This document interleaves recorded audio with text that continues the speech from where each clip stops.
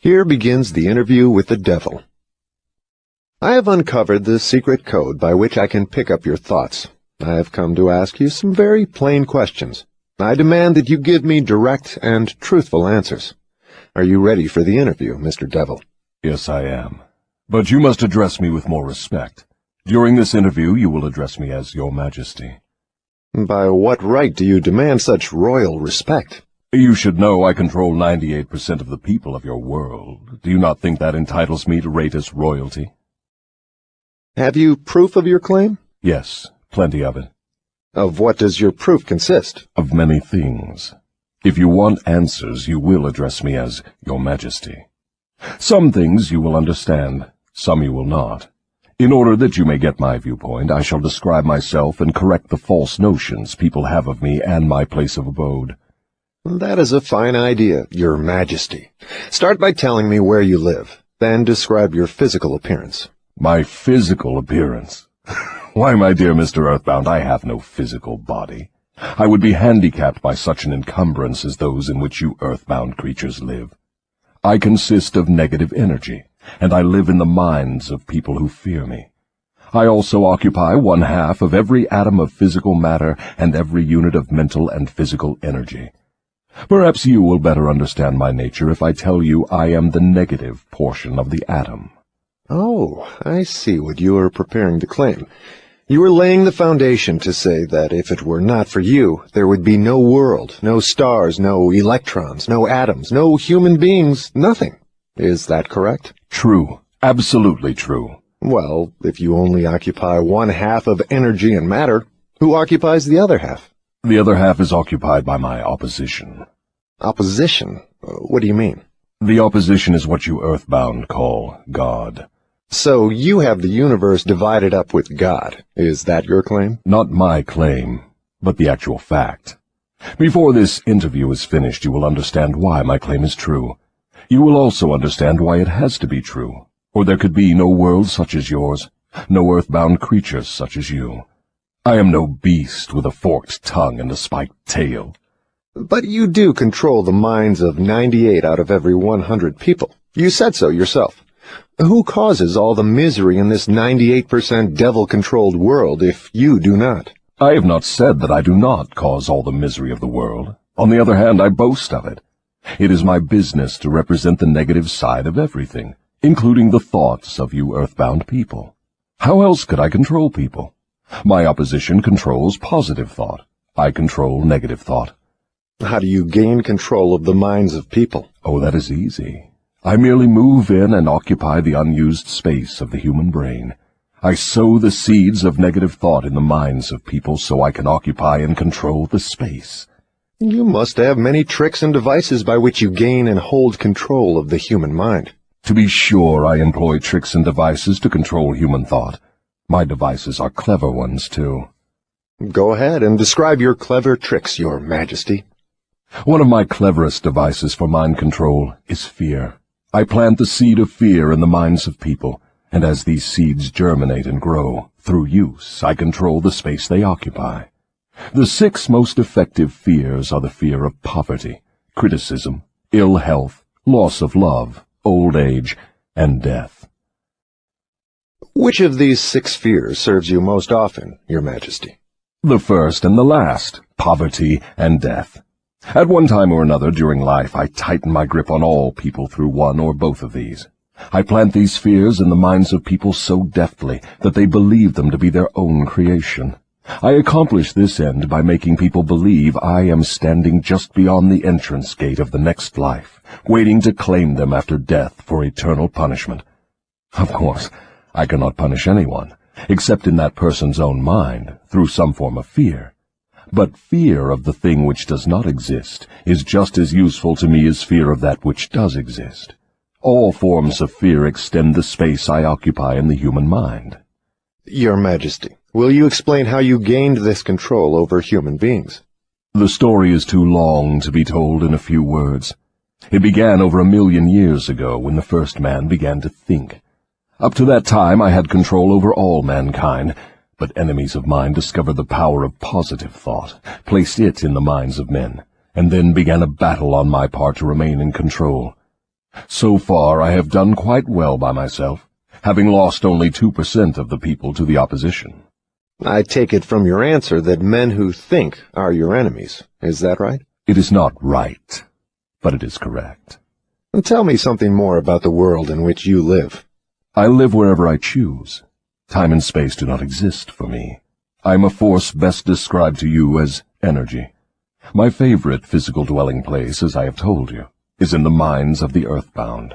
I control a part of the brain space of every human being.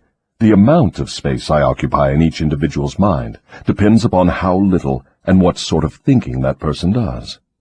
As I have told you, I cannot entirely control any person who thinks. You speak of your opposition. Just what do you mean by that? My opponent controls all the positive forces of the world, such as love, faith, hope, and optimism. My opponent also controls the positive factors of all natural law throughout the universe, the forces which keep the earth and the planets and all the stars balanced in their courses.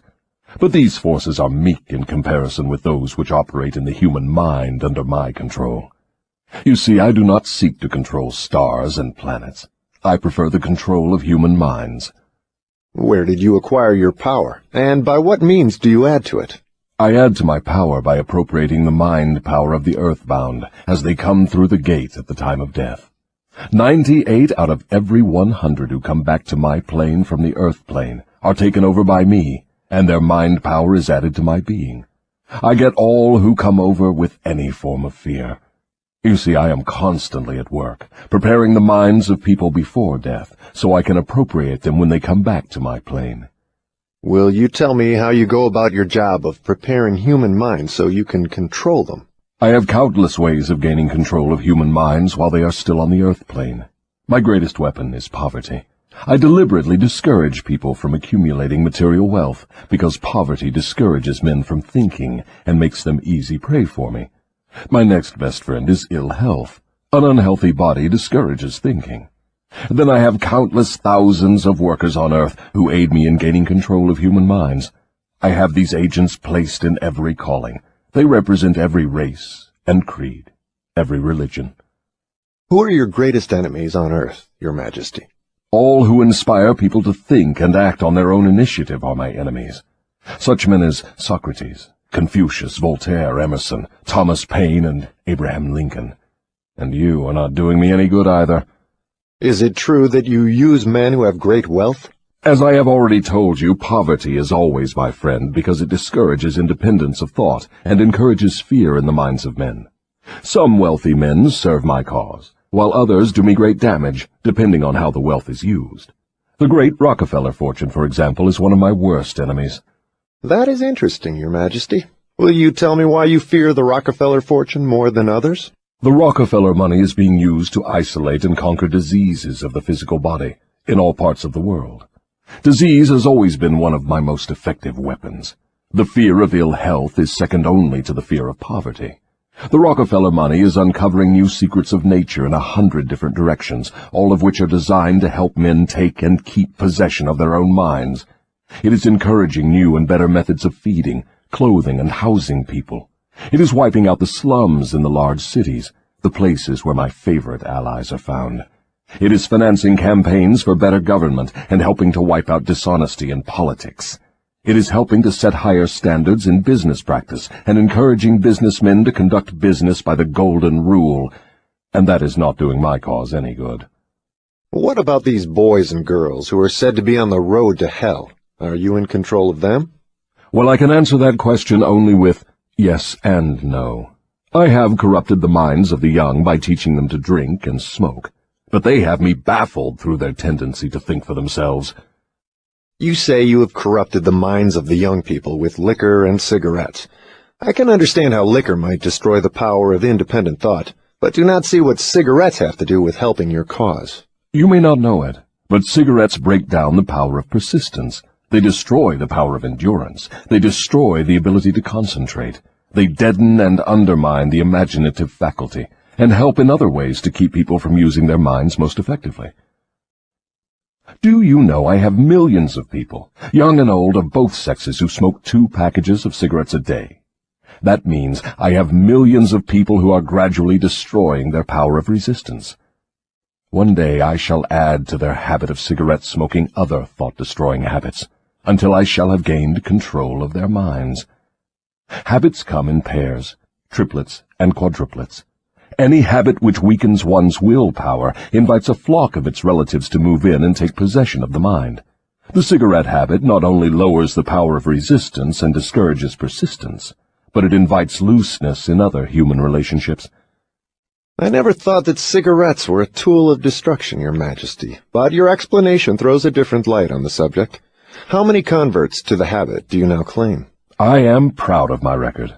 Millions are now victims, and the number is increasing daily. Soon I shall have most of the world indulging in the habit. In thousands of families I now have followers of the habit, including every member of the family. Very young boys and girls are beginning to take up the habit. They are learning how to smoke by observing their parents and older brothers and sisters.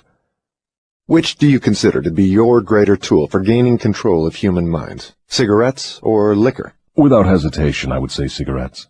Once I get a young person to join my 2-package-a-day club, I have no trouble in inducing that person to take on the habit of liquor, overindulgence of sex, and all other related habits which destroy independence of thought and action. Your Majesty, when I began this interview, I had you all wrong. I thought you were a fraud and a fake, but I see now that you are quite real and very powerful. Your apology is accepted, but you need not have bothered. Millions of people have questioned my power, and I got most of them at the gate as they came over. I ask no person to believe in me. I prefer that people fear me. I am no beggar. I take what I want by cleverness and force. Begging people to believe is the business of my opposition, not mine. Your Majesty will please pardon my rudeness, but I would not be able to look myself in the face again if I did not tell you, here and now, that you are the damnedest fiend ever to be turned loose on innocent people. I always had the wrong conception of you. I thought you were kind enough to let people alone while they were living, that you merely tortured their souls after death. Now I learn from your own brazen confession that you destroy their right to freedom of thought and cause them to go through a living hell on earth. What do you have to say to that? I get what I want by exercising self-control. It is not so good for my own business, but I suggest you emulate me instead of criticizing me. You call yourself a thinker, and you are. Otherwise you would never have forced this interview on me. But you will never be the sort of thinker that frightens me unless you gain and exercise greater control over your own emotions.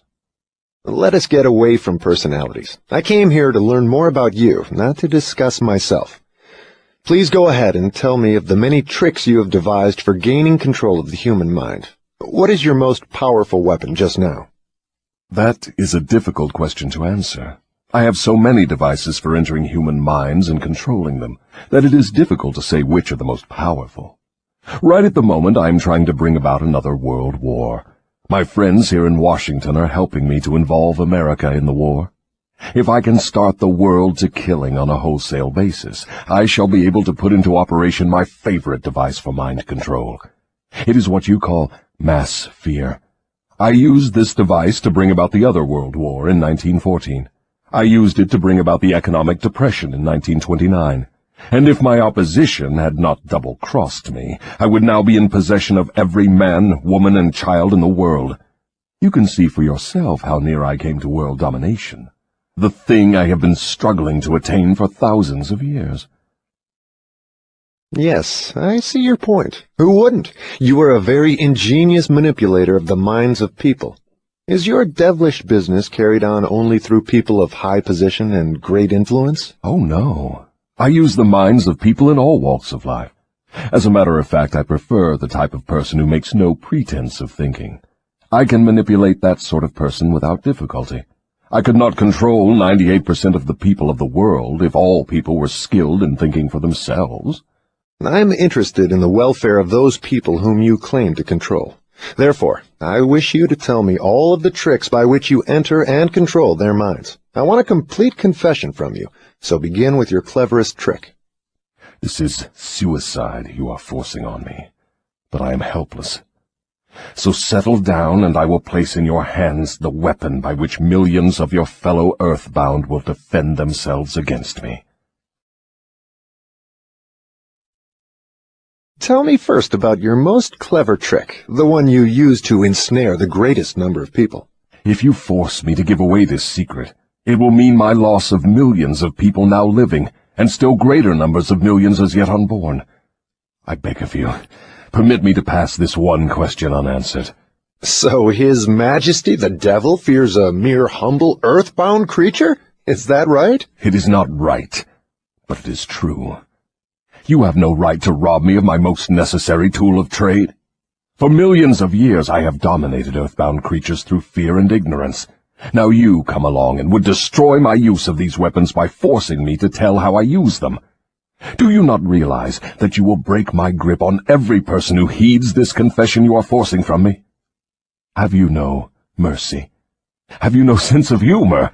Have you no sportsmanship? Stop stalling and start confessing. Who are you to ask mercy of one whom you would destroy if you could? Who are you to talk of sportsmanship and a sense of humor? You, who by your own confession have set up a living hell on earth, where you punish innocent people through their fears and ignorance. As for minding my own business, that is just what I'm doing when I force you to tell how you control people through their own minds. My business, if it can be called a business, is helping to unlock the doors of the self-made prisons in which men and women are confined because of the fears you have planted in their minds. My greatest weapon over human beings consists of two secret principles by which I gain control of their minds. I will speak first of the principle of habit, through which I silently enter the minds of people. By operating through this principle, I establish, I wish I could avoid using this word, the habit of drifting. When a person begins to drift on any subject, he is headed straight toward the gates of what you earthbound call hell. Describe all the ways in which you induce people to drift. Define the word and tell us exactly what you mean by it. I can best define the word drift by saying that people who think for themselves never drift, while those who do little or no thinking for themselves are drifters. A drifter is one who permits himself to be influenced and controlled by circumstances outside of his own mind. He would rather let me occupy his mind and do his thinking than go to the trouble of thinking for himself. A drifter is one who accepts whatever life throws in his way without making a protest or putting up a fight. He doesn't know what he wants from life and spends all of his time getting just that. A drifter has lots of opinions, but they are not his own. Most of them are supplied by me. A drifter is one who is too lazy mentally to use his own brain. That is the reason I can take control of people's thinking and plant my own ideas in their minds. I think I understand what a drifter is. Tell me the exact habits of people by which you induce them to drift through life. Start by telling me when and how you first gained control of a person's mind. My control over the mind of a human being is obtained while the person is young. Sometimes I lay the foundation for my control of a mind before the owner of it is born, by manipulating the minds of that person's parents. Sometimes I go further back than this and prepare people for my control through what you earthbound call physical heredity. You see, therefore, I have two approaches to the mind of a person. Yes. Go on, and describe these two doors by which you enter and control the minds of human beings. As I have stated, I help to bring people into your world with weak brains by giving to them before birth as many as possible of the weaknesses of their ancestors. You call this principle physical heredity. After people are born, I make use of what you earthbound call environment as a means of controlling them. This is where the principle of habit enters.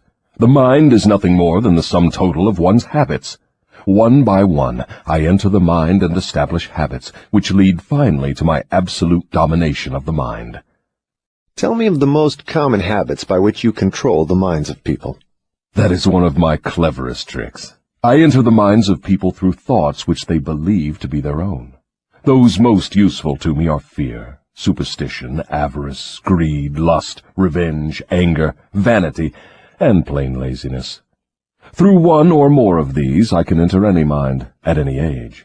But I get my best results when I take charge of a mind while it is young, before its owner has learned how to close any of these 9 doors. Then I can set up habits which keep the doors ajar forever. I'm catching on to your methods. Now, let us go back to the habit of drifting. Tell us all about that habit, since you say it is your cleverest trick in controlling the minds of people. As I said before, I start people drifting during their youth. I induce them to drift through school without knowing what occupation they wish to follow in life. Here I catch the majority of people. Habits are related. Drift in one direction and soon you will be drifting in all directions. I also use environmental habits to give me a definite grip on my victims. I see. You make it your business to train children in the habit of drifting by inducing them to go through school without aim or purpose. Now, tell me of some of your other tricks with which you cause people to become drifters. Well, my second best trick in developing the habit of drifting is one that I put into operation with the aid of parents and public school teachers and religious instructors. I warn you not to force me to mention this trick. Do not disclose this trick. If you do so, you will be hated by my co-workers who help me use this trick. If you publish this confession in book form, your book will be barred from the public schools. It will be blacklisted by most of the religious leaders. It will be hidden from children by many parents. The newspapers will not dare to give reviews of your book. Millions of people will hate you for writing the book. In fact, no one will like you or your book except those who think. And you know how very few there are of this sort. My advice to you is to let me skip the description of my second best trick. So, for my own good, you wish to withhold the description of your second best trick.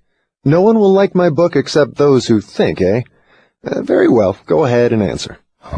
You'll regret this, Mr. Earthbound, but the joke is on you. By this mistake of yours, you will divert attention from me to yourself. My co-workers, of whom there are millions, will forget about me and hate you for uncovering my methods. Never mind about me. Tell me all about this second best trick of yours with which you induce people to drift with you to hell. My second best trick is not second at all. It is first. It is first because without it I never could gain control of the minds of the youths. Parents, school teachers, religious instructors, and many other adults unknowingly serve my purpose by helping me to destroy in children the habit of thinking for themselves. They go about their work in various ways, never suspecting what they are doing to the minds of children or the real cause of the children's mistakes. I can hardly believe you, Your Majesty. I've always believed that children's best friends were those closest to them, their parents, their school teachers, and their religious instructors. Where would children go for dependable guidance if not to those who have charge of them? That is where my cleverness comes in. There is the exact explanation of how I control 98% of the people of the world. I take possession of people during their youth, before they come into possession of their own minds, by using those who are in charge of them. I especially need the help of those who give children their religious instruction, because it is here that I break down independent thought and start people on the habit of drifting, by confusing their minds with unprovable ideas concerning a world of which they know nothing. It is here also that I plant in the minds of children the greatest of all fears, the fear of hell. I understand that it is easy for you to frighten children with threats of hell, but how do you continue to make them fear you and your hell after they grow up and learn to think for themselves? Children grow up, but they do not always learn to think for themselves. Once I capture the mind of a child through fear, I weaken that child's ability to reason and to think for himself, and that weakness goes with the child all through life. Is that not taking unfair advantage of a human being by contaminating his mind before he comes into full possession of it? Everything is fair that I can use to further my ends. I have no foolish limitations of right and wrong. Might is right with me. I use every known human weakness to gain and keep control of the human mind. I understand your devilish nature. Now, let us get back to further discussion of your methods of inducing people to drift to hell here on earth. From your confession, I see that you take charge of children while their minds are young and pliable. Tell me more of how you use parents, teachers, and religious leaders to ensnare people into drifting. One of my favorite tricks is to coordinate the efforts of parents and religious instructors, so they work together in helping me to destroy the children's power to think for themselves.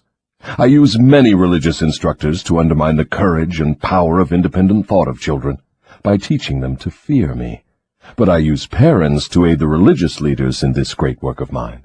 How do parents help religious leaders destroy their children's power to think for themselves? I never heard of such a monstrosity. I accomplish this through a very clever trick. I cause the parents to teach their children to believe as the parents do in connection with religion, politics, marriage, and other important subjects. In this way, as you can see, when I gain control of the mind of a person, I can easily perpetuate the control by causing that person to help me fasten it upon the minds of his offspring. In what other ways do you use parents to convert children into drifters? I cause children to become drifters by following the example of their parents, most of whom I have already taken over and bound eternally to my cause. In some parts of the world, I gain mastery over children's minds and subdue their willpower in exactly the same way that men break and subdue animals of lower intelligence. It makes no difference to me how a child's will is subdued, as long as it fears something. I will enter its mind through that fear and limit the child's power to think independently. It seems that you go out of your way to keep people from thinking. Yes, accurate thought is death to me. I cannot exist in the minds of those who think accurately. I do not mind people thinking, as long as they think in terms of fear, discouragement, hopelessness, and destructiveness.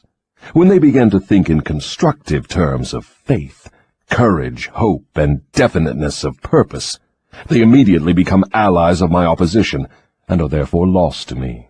I'm beginning to understand how you gain control of the minds of children through the help of their parents and religious instructors, but I do not see how the school teachers help you in this damnable work. School teachers help me gain control of the minds of children, not so much by what they teach the children, as because of what they do not teach them. The entire public school system is so administered that it helps my cause by teaching children almost everything except how to use their own minds and think independently. I live in fear that someday some courageous person will reverse the present system of school teaching and deal my cause a death blow by allowing the students to become the instructors, using those who now serve as teachers only as guides to help the children establish ways and means of developing their own minds from within. When that time comes, the school teachers will no longer belong to my staff. I was under the impression that the purpose of all schooling was to help children to think. That may be the purpose of schooling, but the system in most of the schools of the world does not carry out the purpose. School children are taught not to develop and use their own minds, but to adopt and use the thoughts of others. This sort of schooling destroys the capacity for independent thought, except in a few rare cases where the children rely so definitely upon their own willpower that they refuse to allow others to do their thinking. Accurate thought is the business of my opposition, not mine. What relationship, if any, has your opposition with the homes, the churches, and the schools? Your reply to this question should be interesting. Here is where I make use of some more of my clever tricks. I cause it to appear that everything done by the parents, the school teachers, and the religious instructors is being done by my opposition. This diverts attention from me, while I manipulate the minds of the young. When religious instructors try to teach children the virtues of my opposition, they generally do so by frightening them with my name. That is all I ask of them. I kindle the flame of fear into proportions which destroy the child's power to think accurately. In the public schools, the teachers further my cause by keeping the children so busy cramming non-essential information into their minds, they have no opportunity to think accurately or to analyze correctly the things their instructors teach them. Do you claim for your cause all those who are bound by the habit of drifting? No. Drifting is only one of my tricks through which I take over the power of independent thought. Before a drifter becomes my permanent property, I must lead him on and ensnare him with another trick. I will tell you about this other trick after I finish describing my methods of converting people into drifters. Do you mean you have a method by which you can cause people to drift so far away from self-determination that they can never save themselves? Yes, a definite method, and it is so effective it never fails. Do I understand you to claim your method is so powerful your opposition cannot reclaim those whom you have permanently ensnared through drifting? I claim just that. Do you think I would control so many people if my opposition could prevent me? Nothing can stop me from controlling people except people themselves. Nothing can stop me except the power of accurate thought, People who think accurately do not drift on any subject. They recognize the power of their own minds. Moreover, they take over that power and yield it to no person or influence. Go ahead and tell me more of the methods by which you cause people to drift to hell with you. I cause people to drift on every subject through which I can control independent thought and action. Take the subject of health, for example. I cause most people to eat too much food, and the wrong sort of food. This leads to indigestion and destroys the power of accurate thought. If the public schools and the churches taught children more about proper eating, they would do my cause irreparable damage. Marriage. I cause men and women to drift into marriage without plan or purpose designed to convert the relationship into harmony. Here is one of my most effective methods of converting people into the habit of drifting. I cause married people to bicker and nag one another over money matters. I cause them to quarrel over the bringing up of their children. I engage them in unpleasant controversies over their intimate relationships and in disagreements over friends and social activities. I keep them so busy finding fault with one another that they never have time to do anything else long enough to break the habit of drifting. Occupation. I teach people to become drifters by causing them to drift out of school into the first job they can find, with no definite aim or purpose except to make a living. Through this trick, I keep millions of people in fear of poverty all their lives. Through this fear, I lead them slowly but surely onward until they reach the point beyond which no individual ever has broken the drifting habit. Savings. I cause people to spend freely and to save sparingly, or not at all, until I take complete control of them through their fear of poverty. Environment. I cause people to drift into inharmonious and unpleasant environments in the home, in their places of occupation, in their relationship with relatives and acquaintances, and to remain there until I claim them through the habit of drifting. Dominating thoughts. I cause people to drift into the habit of thinking negative thoughts. This leads to negative acts, and involves people in controversies and fills their minds with fears, thus paving the way for me to enter and control their minds. When I move in, I do so by appealing to people through negative thoughts, which they believe to be their own. I plant the seeds of negative thought in the minds of people through the pulpit, the newspapers, the moving pictures, the radio, and all other popular methods of appeal to the mind. I cause people to allow me to do their thinking for them, because they are too lazy and too indifferent to think for themselves. I conclude from what you say that drifting and procrastination are the same. Is that true? Yes, that is correct. Any habit which causes one to procrastinate, to put off reaching a definite decision, leads to the habit of drifting. Is man the only creature who drifts? Yes. All other creatures move in response to definite laws of nature. Man alone defies nature's laws and drifts when he wills. Everything outside the minds of men is controlled by my opposition, by laws so definite that drifting is impossible. I control the minds of men solely because of their habit of drifting, which is only another way of saying that I control the minds of men only because they neglect or refuse to control and use their own minds.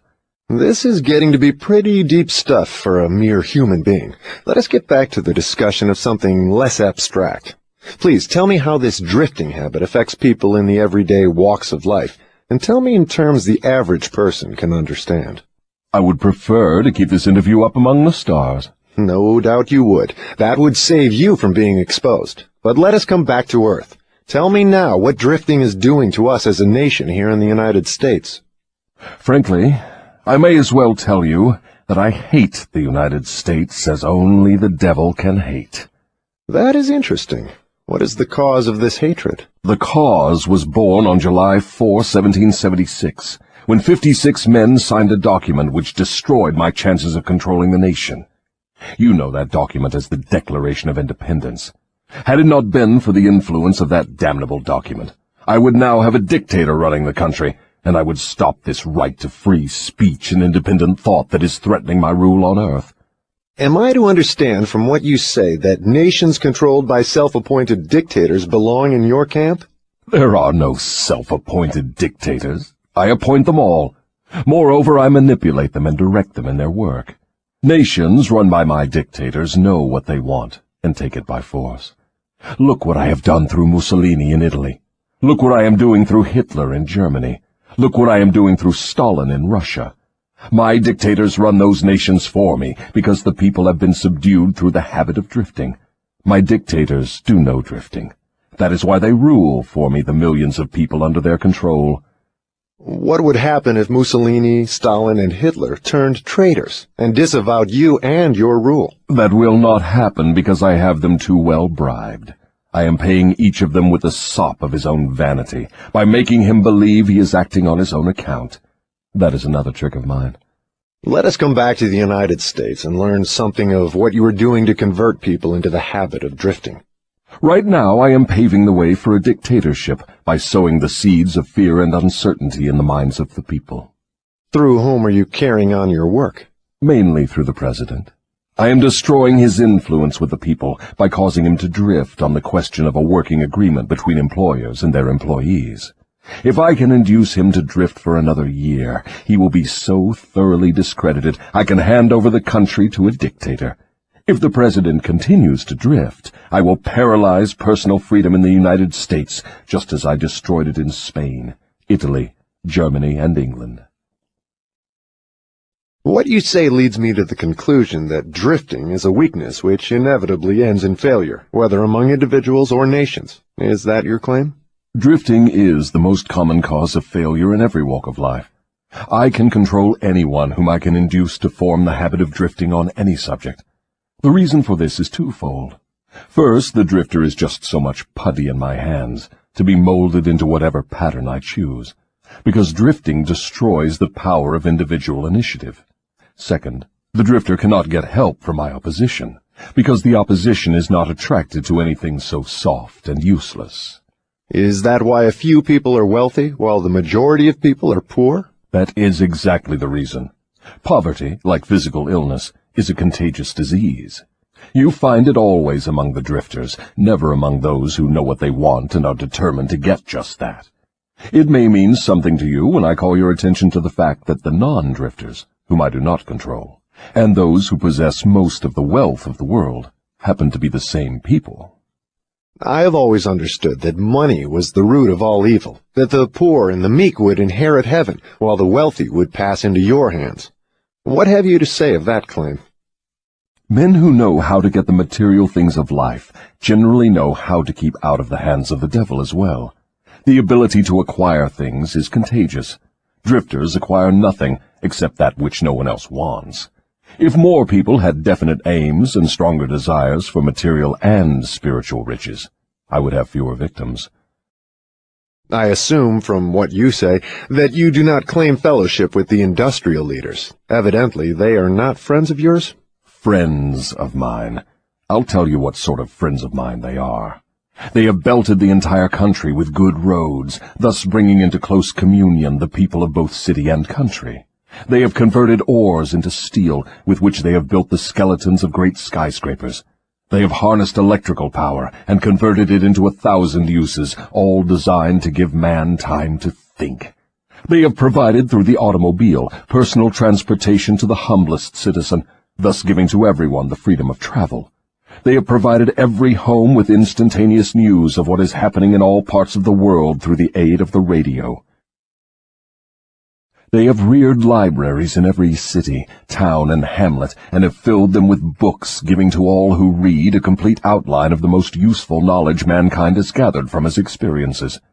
They have given the humblest citizen the right to express his own opinion on any subject, at any time, anywhere, without fear of molestation. And they have seen to it that every citizen may help make his own laws, levy his own taxes, and manage his own country through the ballot. These are but some of the things the industrial leaders have done to give every citizen the privilege of becoming a non-drifter. Do you think these men have helped my cause? Who are some of the present-day non-drifters over whom you have no control? I have control over no non-drifter, present or past. I control the weak, not those who think for themselves. Go ahead and describe a typical drifter. Give your description point by point so I can recognize a drifter when I see him. The first thing you will notice about a drifter is his total lack of a major purpose in life. He will be conspicuous by his lack of self-confidence. He will never accomplish anything requiring thought and effort. He spends all he earns, and more, too, if he can get credit. He will be sick or ailing from some real or imaginary cause, and calling to high heaven if he suffers the least physical pain. He will have little or no imagination. He will lack enthusiasm and initiative to begin anything he is not forced to undertake, and he will plainly express his weakness by taking the line of least resistance whenever he can do so. He will be ill-tempered and lacking in control over his emotions. His personality will be without magnetism, and it will not attract other people. He will have opinions on everything but accurate knowledge of nothing. He may be jack of all trades, but good at none. He will neglect to cooperate with those around him, even those on whom he must depend for food and shelter.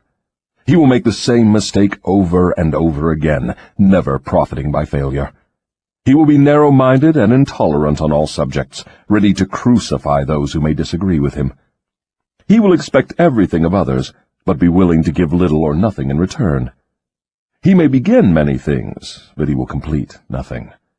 He will be loud in his condemnation of his government, but he will never tell you definitely how it can be improved.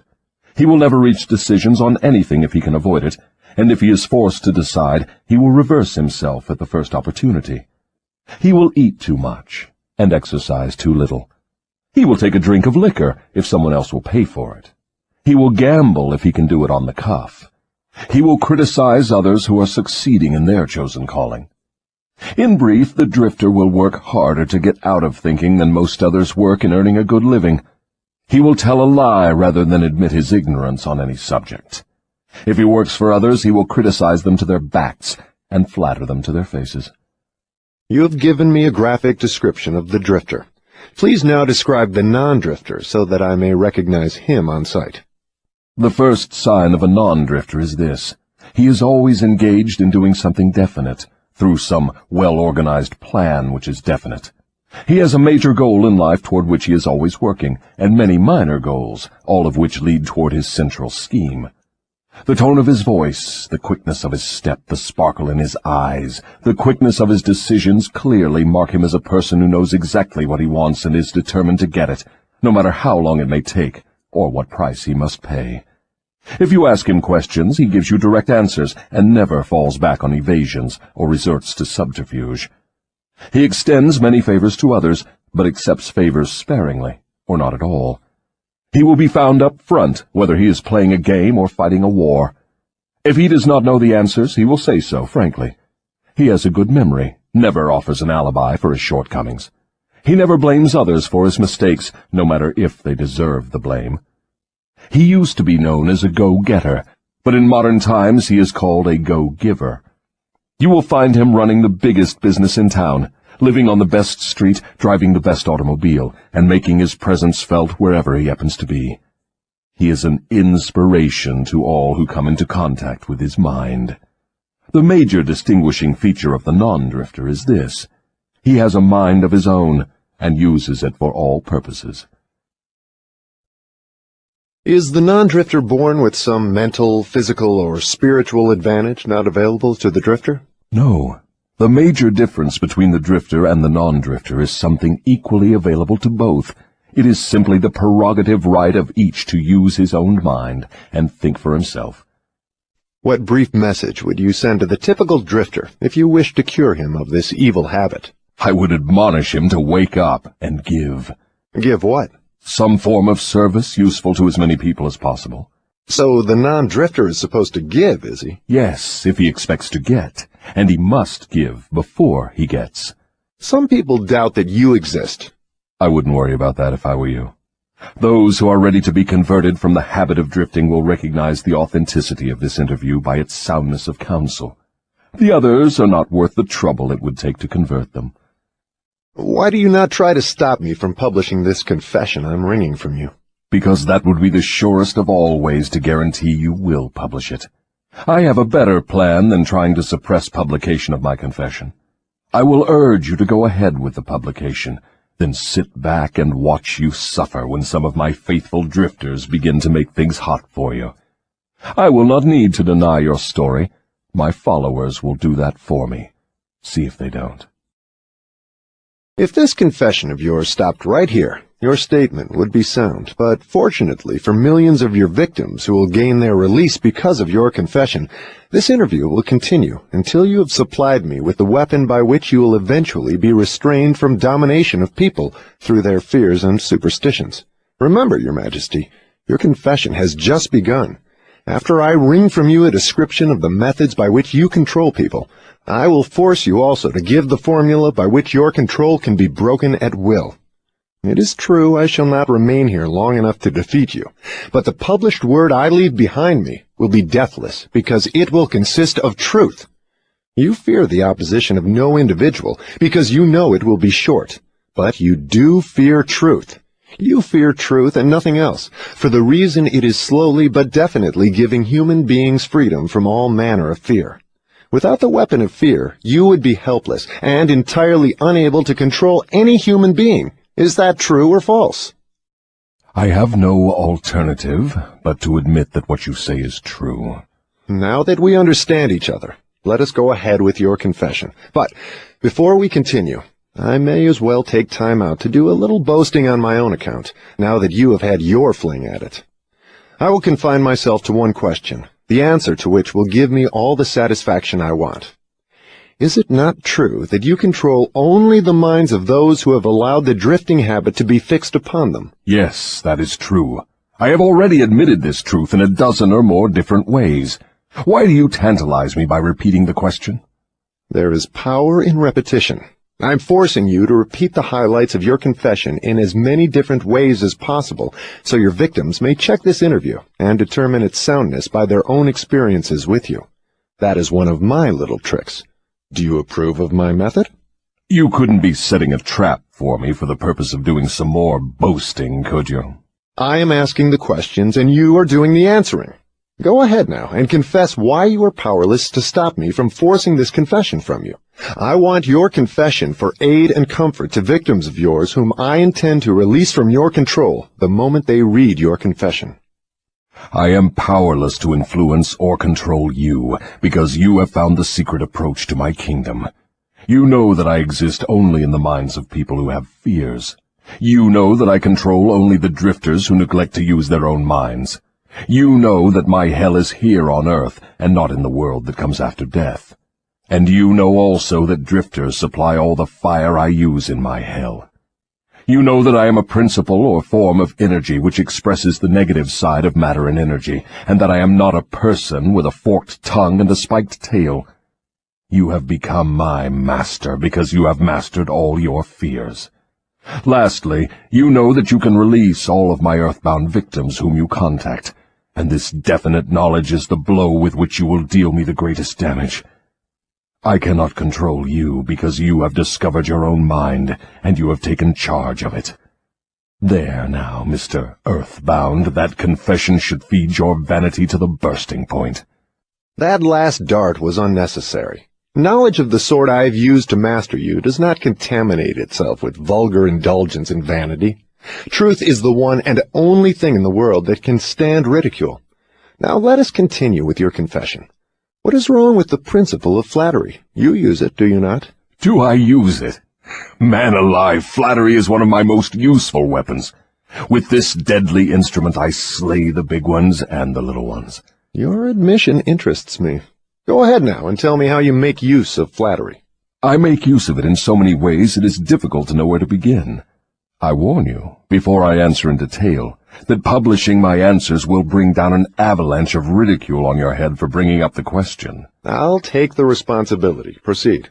Well, I may as well here admit that you have stumbled onto the major secret of how I convert people to the habit of drifting. That is a startling admission. Go ahead with your confession, and stick strictly to this subject of flattery. No more side remarks and no more facetiousness for the present. Tell me all about your use of flattery in gaining control over people. Flattery is a bait of incomparable value to all who wish to gain control over others. It has powerful pulling qualities because it operates through two of the most common human weaknesses, vanity and egotism. There is a certain amount of vanity and egotism in everyone. In some people, these qualities are so pronounced, they literally serve as a rope by which one may be bound. The best of all ropes is flattery. Flattery is the chief bait through which men seduce women. Sometimes, in fact, frequently, women use the same bait to gain control of men, especially men who cannot be mastered through sex appeal. I teach its use to both men and women. Flattery is the chief bait with which my agents weave their way into the confidence of people from whom they procure information needed to carry on warfare. Wherever anyone stops to feed his vanity on flattery, I move in and begin to build another drifter. Non-drifters are not easily flattered. I inspire people to use flattery in every human relationship where its use is possible, because those who are influenced by it become easy victims of the drifting habit. Can you control anyone who is amenable to flattery? Very easily. As I have already told you, flattery is of major importance in alluring people into the habit of drifting. At what age are people most susceptible to flattery? Age has nothing to do with one's susceptibility to flattery. People respond to it in one way or another from the time they become conscious of their own existence until they die. Through what motive can women be most easily flattered? Their vanity. Tell a woman she is pretty or that she wears clothes well. What motive is most effective in harpooning men? Egotism, with a capital E. Tell a man he has a strong Herculean body or that he is a great business tycoon, and he will purr like a cat and smile like an opossum. After that, you know what happens. Are all men like that? Oh, no. 2 out of every 100 have their egotism so thoroughly under control that even an expert flatterer couldn't get under their skins with a double-edged butcher knife. How does a cunning woman apply her art of flattery in attracting men? Great heavens, man, do I have to draw a picture of her method for you? Have you no imagination? Oh, yes, I have imagination enough, Your Majesty. But I'm thinking of the poor dupes of the world who need to understand the exact technique with which they may be flattered into the habit of drifting. Go on and tell us how a woman can harpoon rich and presumably smart men. This is a devilish trick to play on women, but since you demand the information, I am helpless to withhold it. Women influence men through a technique consisting first of ability to inject soft, cooing baby tones into their voices, and second, by closing their eyes into a half-closed position which registers hypnotism in connection with the flattery of men. Is that all there is to the business of flattery? No, that is only the technique. Then comes the motive a woman uses as a lure.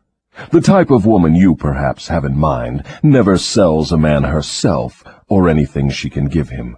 Instead, she sells him his own egotism.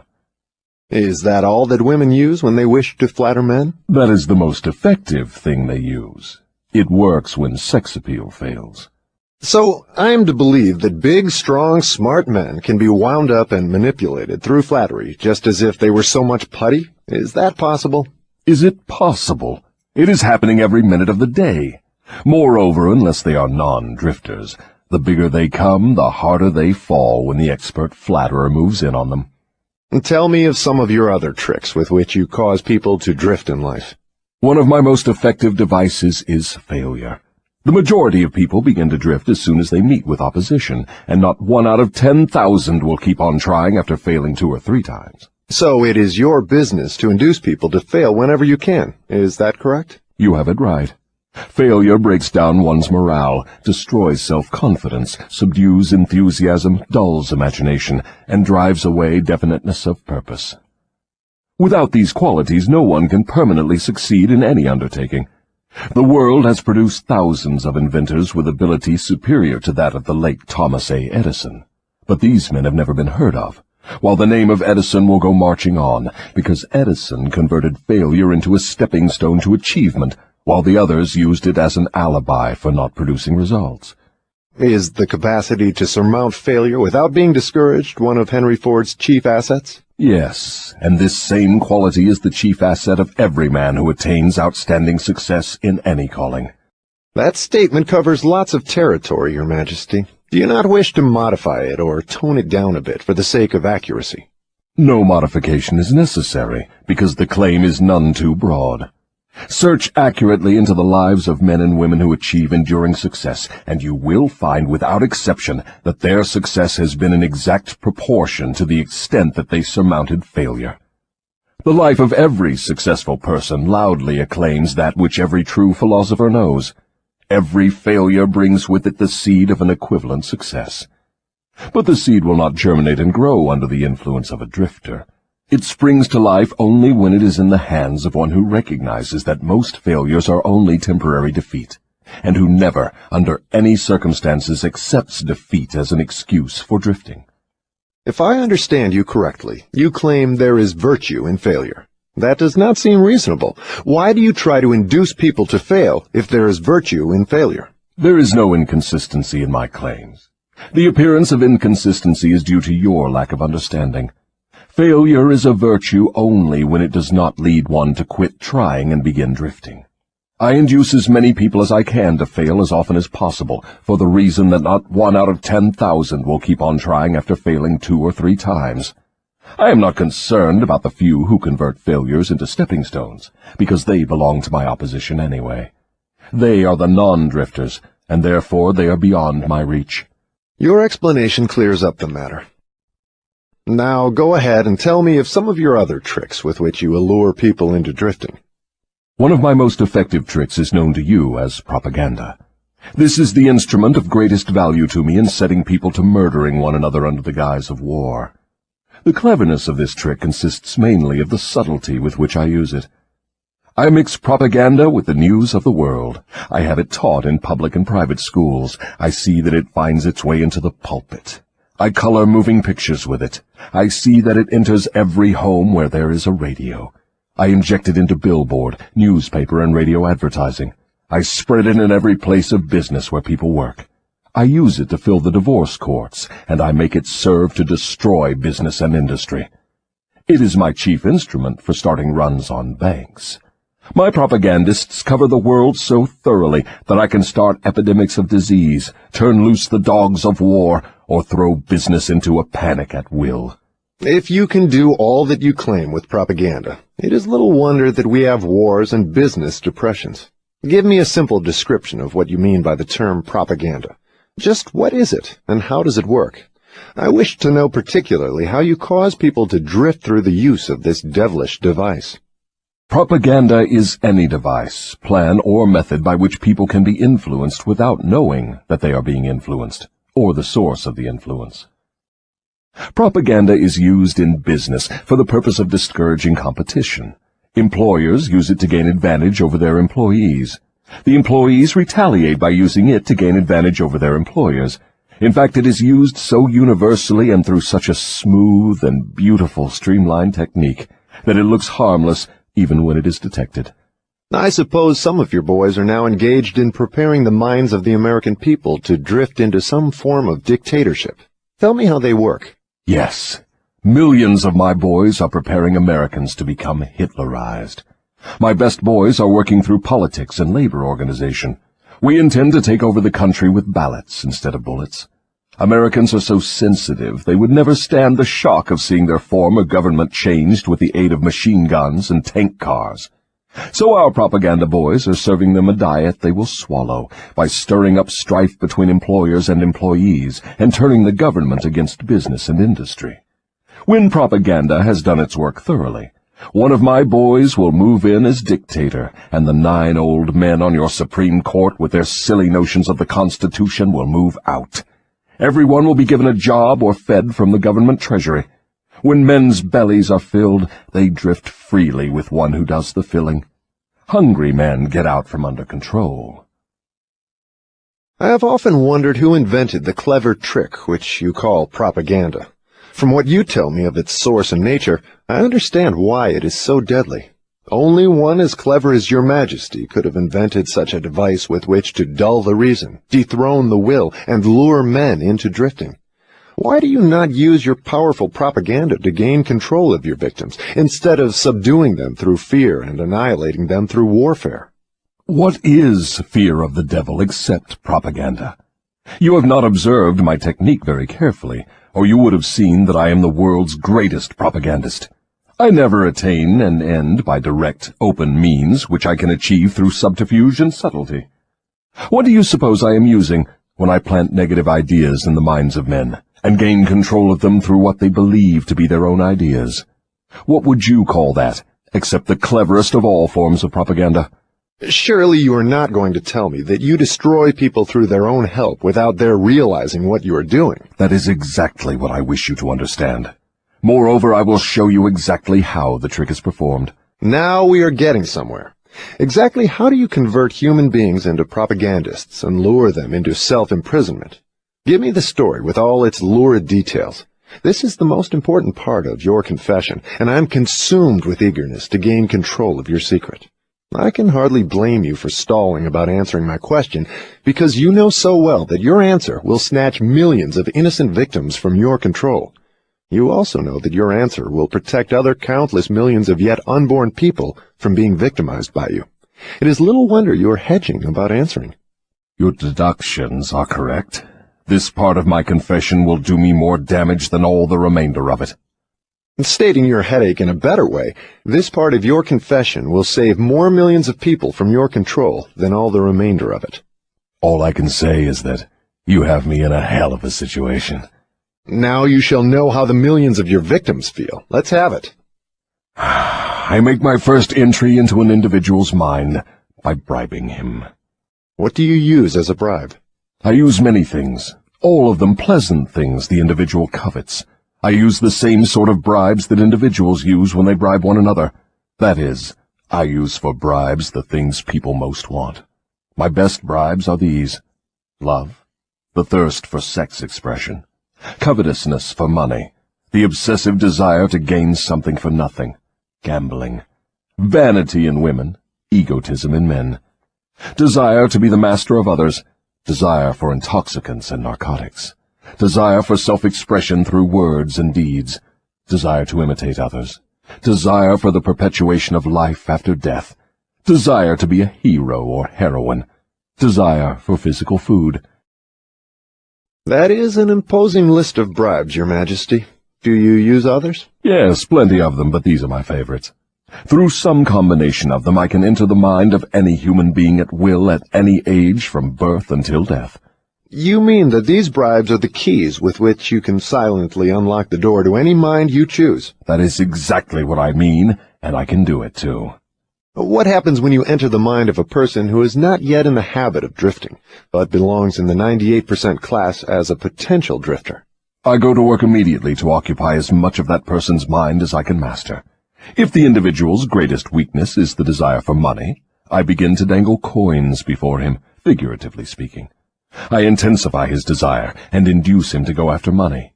Then when he gets near it, I snatch it away from him. This is an old trick of mine.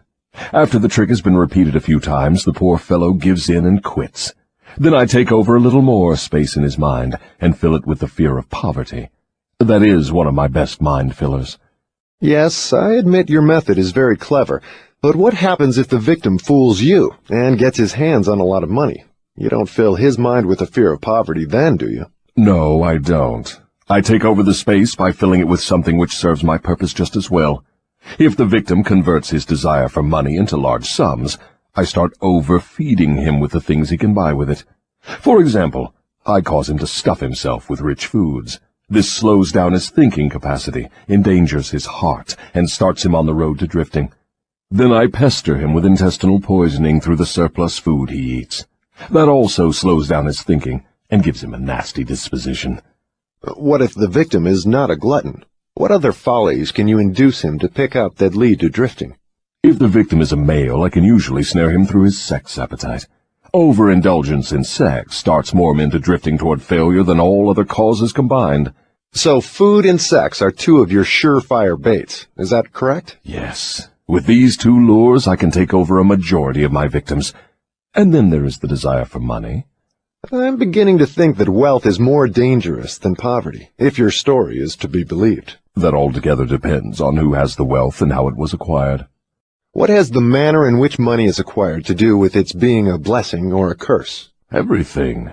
If you don't believe me, take a look at those who acquire a large amount of money quickly, without time to get wisdom along with it, and observe how they use it. Why do you suppose rich men's sons seldom equal the achievements of their fathers? I'll tell you why. It is because they have been deprived of the self-discipline which comes from being forced to work. Look into the records of moving picture stars or athletes who suddenly find themselves in possession of big money and hero worship and praise from the public. Observe how quickly I move in and take them over in many cases, mainly through sex, gambling, food, and liquor. With these, I catch and control the biggest and the best of people as soon as they get their hands on big money. What about those who acquire money slowly, by rendering some form of useful service? Are they easily snared too? Oh, I get them all right, but I generally have to change my bait. Some of them want one thing and others want something else. Where my purpose is best served, I see to it that they get what they want most, but I manage to wrap in the package something they don't want. The thing I give them is the definite thing that makes them drifters. Do you see how I work? And very clever work it is. You lure people on through their natural desires, but you slip your deadly poison into the object of those desires wherever you can. Now you are catching on. You see, I play both ends against the middle, so to speak. From all you say, I infer that you cannot induce a non-drifter to help you gain control of his mind by baiting him with your bribes. Is that correct? That is exactly correct. I can, and I do, interest non-drifters in my bribes, because I use for the purpose of bribery the things all people naturally desire. But the non-drifter resembles a fish that steals the bait from your hook, but refuses to take the hook. The non-drifter takes from life whatever he wants, but he takes it on his own terms. The drifter takes whatever he can get, but he takes what he gets on my terms. Stating the matter in another way, the non-drifter borrows money from a legitimate banker if he wants it, and pays a legitimate rate of interest. The drifter goes to the pawn shop, hawks his watch, and pays a suicidal rate of interest for his loan. So I draw from your claims the conclusion that your hand is mixed up somehow in all of people's troubles and miseries, even though your presence may not be visible. My unwilling workers are often my best workers. You see, my unwilling workers are those whom I cannot control with some combination of bribes, people whom I have to master by fear or through some form of misfortune. They do not wish to serve me, but they cannot avoid it, because they are eternally bound to me by the habit of drifting. Now I am beginning to better understand your technique. You bribe your victims through their natural desires and lead them astray while you induce them to become drifters if they respond to your lure. If they refuse to respond, you plant the seed of fear in their minds or trap them through some form of misfortune and hog-tie them while they are down. Is that your method? That is exactly the way I work. Clever, don't you think? Which do you prefer to serve as your propagandists, the young or the old? The young, of course. They can be influenced by most bribes more easily than people of mature judgment. Moreover, they have longer to remain in my service. Your Majesty has given me a clear description of drifting. Tell me what must be done to ensure against the habit of drifting. I want a complete formula that anyone can use. Protection against drifting lies within easy reach of every human being who has a normal body and a sound mind. The self-defense can be applied through these simple methods. 1. Do your own thinking on all occasions. The fact that human beings are given complete control over nothing save the power to think their own thoughts is laden with significance. 2. Decide definitely what you want from life, then create a plan for attaining it, and be willing to sacrifice everything else if necessary, rather than accept permanent defeat. 3. Analyze temporary defeat, no matter of what nature or cause, and extract from it the seed of an equivalent advantage. 4. Be willing to render useful service equivalent to the value of all material things you demand of life, and render the service first. 5. Recognize that your brain is a receiving set that can be attuned to receive communications from the universal storehouse of infinite intelligence, to help you transmute your desires into their physical equivalent. 6. Recognize that your greatest asset is time, the only thing except the power of thought which you own outright, and the one thing which can be shaped into whatever material things you want. Budget your time so none of it is wasted. 7. Recognize the truth that fear generally is a filler with which the devil occupies the unused portion of your mind, that it is only a state of mind which you can control by filling the space it occupies with faith in your ability to make life provide you with whatever you demand of it. 8. When you pray, do not beg. Demand what you want, and insist upon getting exactly that, with no substitutes. 9. Recognize that life is a cruel taskmaster, and that either you master it, or it masters you. There is no halfway or compromising point. Never accept from life anything you do not want. If that which you do not want is temporarily forced upon you, you can refuse, in your own mind, to accept it, and it will make way for the thing you do want. 10. Lastly, remember that your dominating thoughts attract, through a definite law of nature, by the shortest and most convenient route, their physical counterpart. Be careful what thoughts you dwell upon. That list looks imposing. Give me a simple formula, combining all the 10 points. If you had to combine all 10 in one, what would it be? Be definite in everything you do and never leave unfinished thoughts in the mind. Form the habit of reaching definite decisions on all subjects. Can the habit of drifting be broken, or does it become permanent once it has been formed? The habit can be broken if the victim has enough willpower, providing it is done in time. There is a point beyond which the habit can never be broken. Beyond that point, the victim is mine. He resembles a fly that has been caught in a spider's web. He may struggle, but he cannot get out. Each move he makes entangles him more securely. The web in which I entangle my victims permanently is a law of nature not yet isolated by or understood by men of science. What is this mysterious law through which you take permanent control of people's bodies, even before you take over their souls? The whole world will want to know more about this law and how it operates. It will be hard to describe the law so you will understand it, but you may call it hypnotic rhythm. It is the same law through which people can be hypnotized. So you have the power to use the laws of nature as a web in which you bind your victims in eternal control. Is that your claim? That is not only my claim, it is the truth. I take over their minds and bodies even before they die whenever I can lure them or frighten them into hypnotic rhythm. What is hypnotic rhythm? How do you use it to gain permanent mastery over human beings? I will have to go back into time and space and give you a brief elementary description of how nature uses hypnotic rhythm. Otherwise, you will not be able to understand my description of how I use this universal law to control human beings. Go ahead, but keep your story confined to simple illustrations which come within the range of my own experience and knowledge of natural laws. Very well. I shall do my best. You, of course, know that nature maintains a perfect balance between all the elements and all the energy in the universe.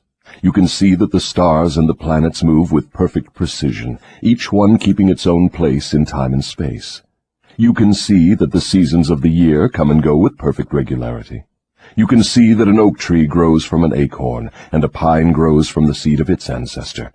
An acorn never produces a pine, and a pine seed never produces an oak. These are simple things which anyone can understand. What one cannot see is the universal law through which nature maintains perfect balance throughout the myriad of universes. You, earthbound, caught a fragmentary glimpse of this great universal law when Newton discovered that it holds your earth in its position and causes all material objects to be attracted toward the center of the earth. He called the law gravitation. But he did not go far enough in his study of the law. If he had, he would have discovered that the same law which holds your earth in position and helps nature maintain a perfect balance over the 4 dimensions, in which all matter and energy are contained, is the web in which I entangle and control the minds of human beings. Tell me more of this astounding law of hypnotic rhythm. As I have already stated, there is a universal form of energy with which nature keeps a perfect balance between all matter and energy. She makes specialized use of this universal building material by breaking it up into different wavelengths. The breaking up process is carried on through habit. You will better understand what I am trying to convey if I compare it with the method by which one learns to play music. At first, the notes are memorized in the mind. Then they are related to one another through melody and rhythm. By repetition, the melody and rhythm become fixed in the mind.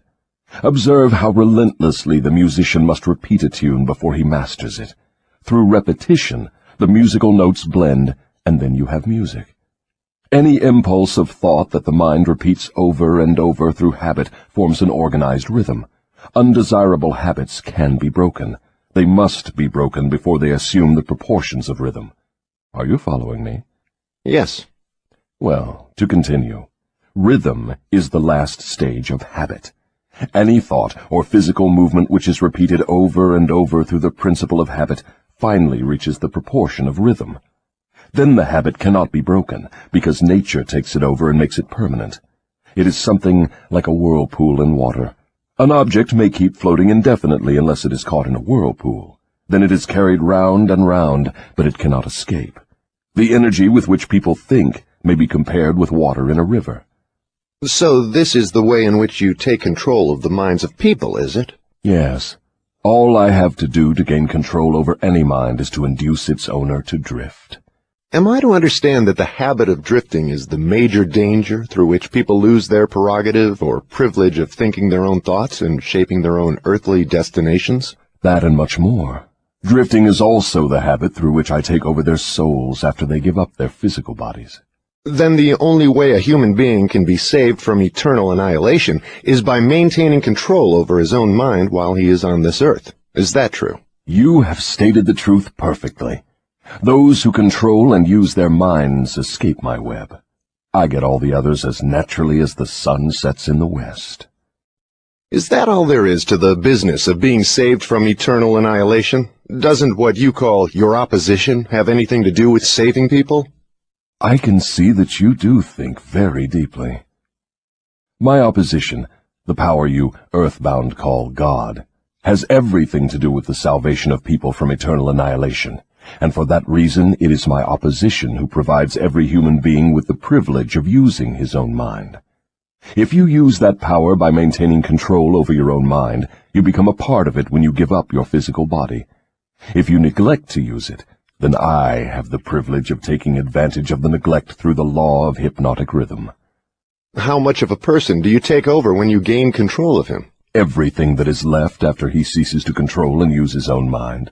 In other words, when you gain control of a person, you take over all there is of his individuality up to the time that he quits using his own mind. Is that correct? That is how I operate. What do you do with people whom you control before death? Of what good are they to you while they live? I use them, or what is left of them after I take charge, as propagandists to help me prepare the minds of others to drift. You not only fool people into destroying their power to control their own minds, but you use them to help you trap others? Yes, I let no opportunity get away from me. Let us come back to the subject of hypnotic rhythm. Tell me more of how this law works. Show me how you use individuals to help you gain control over others.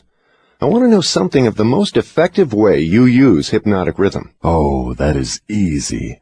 The thing I like best is to fill the minds of people with fear. Once I fill one's mind with fear, I have little trouble causing him to drift until I have entangled him in the web of hypnotic rhythm. What human fear best serves your purpose? The fear of death. Why is the fear of death your favorite weapon? Because no one knows, and by the very nature of the laws of the universe, no one can prove definitely what happens after death. This uncertainty frightens people out of their wits.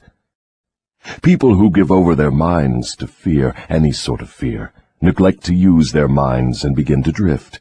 Eventually they drift into the whirlpool of hypnotic rhythm, from which they may never escape. Then you do not mind what religious leaders think or say of you when they speak of death? Not as long as they say something. If the churches should stop talking about me, my cause would receive a severe setback. Every attack made against me fixes the fear of me in the minds of all who are influenced by it. You see, opposition is the thing that keeps some people from drifting, providing they do not yield to it. Since you claim the churches help instead of hindering your cause, tell me what would give you cause to worry.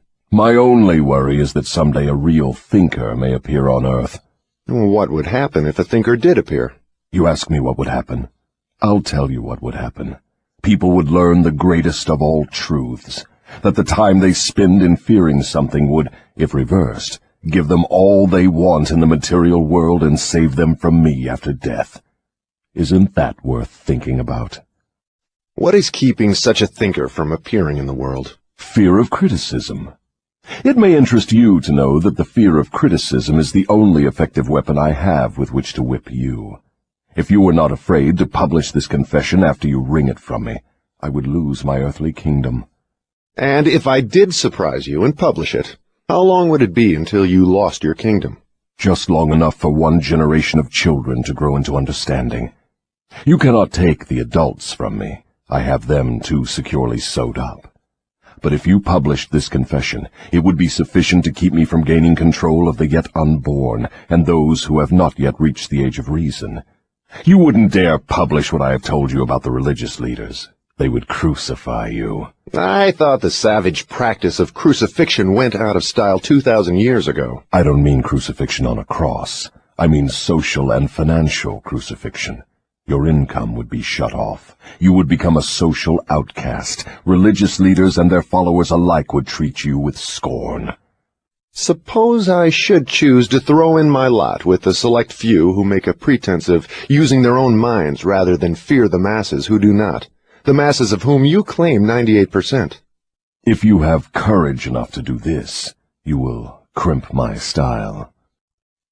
Why do you lay claim to no scientist? Don't you like scientists? Oh, yes. I like all people well enough, but true scientists are out of my reach. Why? Because they think for themselves and spend their time studying natural laws. They deal with cause and effect. They deal with facts wherever they find them. But do not make the mistake of believing scientists have no religion. They have a very definite religion. What is their religion? The religion of truth. The religion of natural law. If the world ever produces an accurate thinker with ability to fathom the deeply buried secret of life and death, you can be sure that science will be responsible for the catastrophe. Catastrophe to whom? To me, of course. Let's get back to the subject of hypnotic rhythm. I want to know more about it. Is it something like the principle through which people can hypnotize one another? It is precisely the same thing. I have already told you so. Why do you repeat your questions? That is an old worldly custom of mine, Your Majesty. For your enlightenment, I will tell you, I am forcing you to repeat many of your statements for the sake of emphasis. I'm also trying to see if I can catch you in a lie. Don't dodge the issue. Get back to hypnotic rhythm and tell me all you know about it. Am I a victim of it? Not now, but you barely missed falling into my web. You drifted toward the whirlpool of hypnotic rhythm until you discovered how to force me into making this confession. Then I lost control of you. How interesting. You are not trying to recapture me through flattery, are you? That would be the best bribe I could offer you. It is the bribe I used on you effectively before you got the upper hand of me. With what did you flatter me? With many things. Chief among them sex and the desire for self-expression. What effect did your bribes have on me? They caused you to neglect your major purpose in life and started you to drifting. Was that all you did to me through your bribes? That was plenty. But I am back on the track and out of your reach now, am I not? Yes, you are temporarily out of my reach because you are not drifting. What broke your spell over me and released me from the habit of drifting? My answer may humiliate you.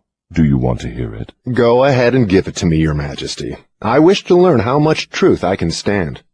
When you found a great love in the woman of your choice, I lost my grip on you. So you are going to accuse me of hiding behind a woman's skirts, are you? No, not hiding. I wouldn't put it that way. I would say you have learned how to give yourself a solid background with the embellishment of a woman's mind. The woman's skirt has nothing to do with it, then? No, but her brain does. When you and your wife began to combine your two brains through your habit of master-minding every day, you stumbled upon the secret power with which you forced me into this confession. Is that the truth, or are you trying to flatter me again? I could flatter you if I had you alone, but I cannot flatter you while you have the use of your wife's mind. I'm beginning to catch on to something important. I'm beginning to understand what was meant by the writer of that passage in the Bible, which says substantially, "When two or more meet together and ask for anything in my name, it shall be granted." It is true, then, that two minds are better than one. It is not only true, it is necessary before anyone can continuously contact the great storehouse of infinite intelligence, wherein is stored all that is, all that ever was, and all that can ever be. Is there such a storehouse? If there had not been, you would not, could not, now be humiliating me with this silly forced confession. Isn't it dangerous to give this sort of information to the world? Sure, it is dangerous to me. If I were you, I would not give it out. Let us get back now to the technique through which you fasten on your victims the habit of drifting. What is the very first step a drifter must take to break the habit? A burning desire to break it. You, of course, know that no one can be hypnotized by another person without his willingness to be hypnotized. Neither can nature place one under the spell of hypnotic rhythm without his willingness to be hypnotized. The willingness may assume the form of indifference toward life generally, lack of ambition, fear, lack of definiteness of purpose, and many other forms. Nature does not need one's consent in order to place him under the spell of hypnotic rhythm. It needs only to find him off guard, through any form of neglect to use his own mind. Remember this. Whatever you have, you use it or you lose it. All successful attempts to break the habit of drifting must be done before nature makes the habit permanent through hypnotic rhythm. As I understand you, hypnotic rhythm is a natural law through which nature fixes the vibration of all environments. Is that true? Yes. Nature uses hypnotic rhythm to make one's dominating thoughts and one's thought habits permanent. That is why poverty is a disease. Nature makes it so by fixing permanently the thought habits of all who accept poverty as an unavoidable circumstance. Through this same law of hypnotic rhythm, nature will also fix permanently positive thoughts of opulence and prosperity. Perhaps you will better understand the working principle of hypnotic rhythm if I tell you its nature is to fix permanently all habits, whether they are mental or physical. If your mind fears poverty, your mind will attract poverty. If your mind demands opulence and expects it, your mind will attract the physical and financial equivalents of opulence.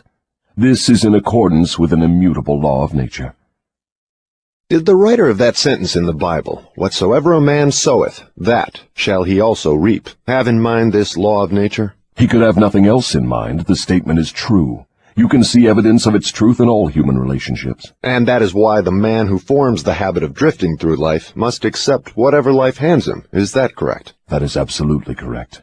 Life pays the drifter its own price on its own terms. The non-drifter makes life pay on his own terms. Doesn't the question of morals enter into what one gets from life? To be sure, but only for the reason that one's morals have an influence on one's thoughts. No one can collect what he wants from life merely by being good, if that is what you want to know. No, I guess not. I see what you mean. We are all where we are and what we are because of our own deeds. No, not exactly. You are where you are and what you are because of your thoughts and your deeds. Then there is no such reality as luck, is there? Emphatically no. Circumstances which people do not understand are classified under the heading of luck. Back of every reality is a cause. Often the cause is so far removed from the effect that the circumstance can be explained only by attributing it to the operation of luck. Nature knows no such law as luck. It is a man-made hypothesis with which he explains away things he does not understand. The terms luck and miracle are twin sisters. Neither of them has any real existence except in the imaginations of people.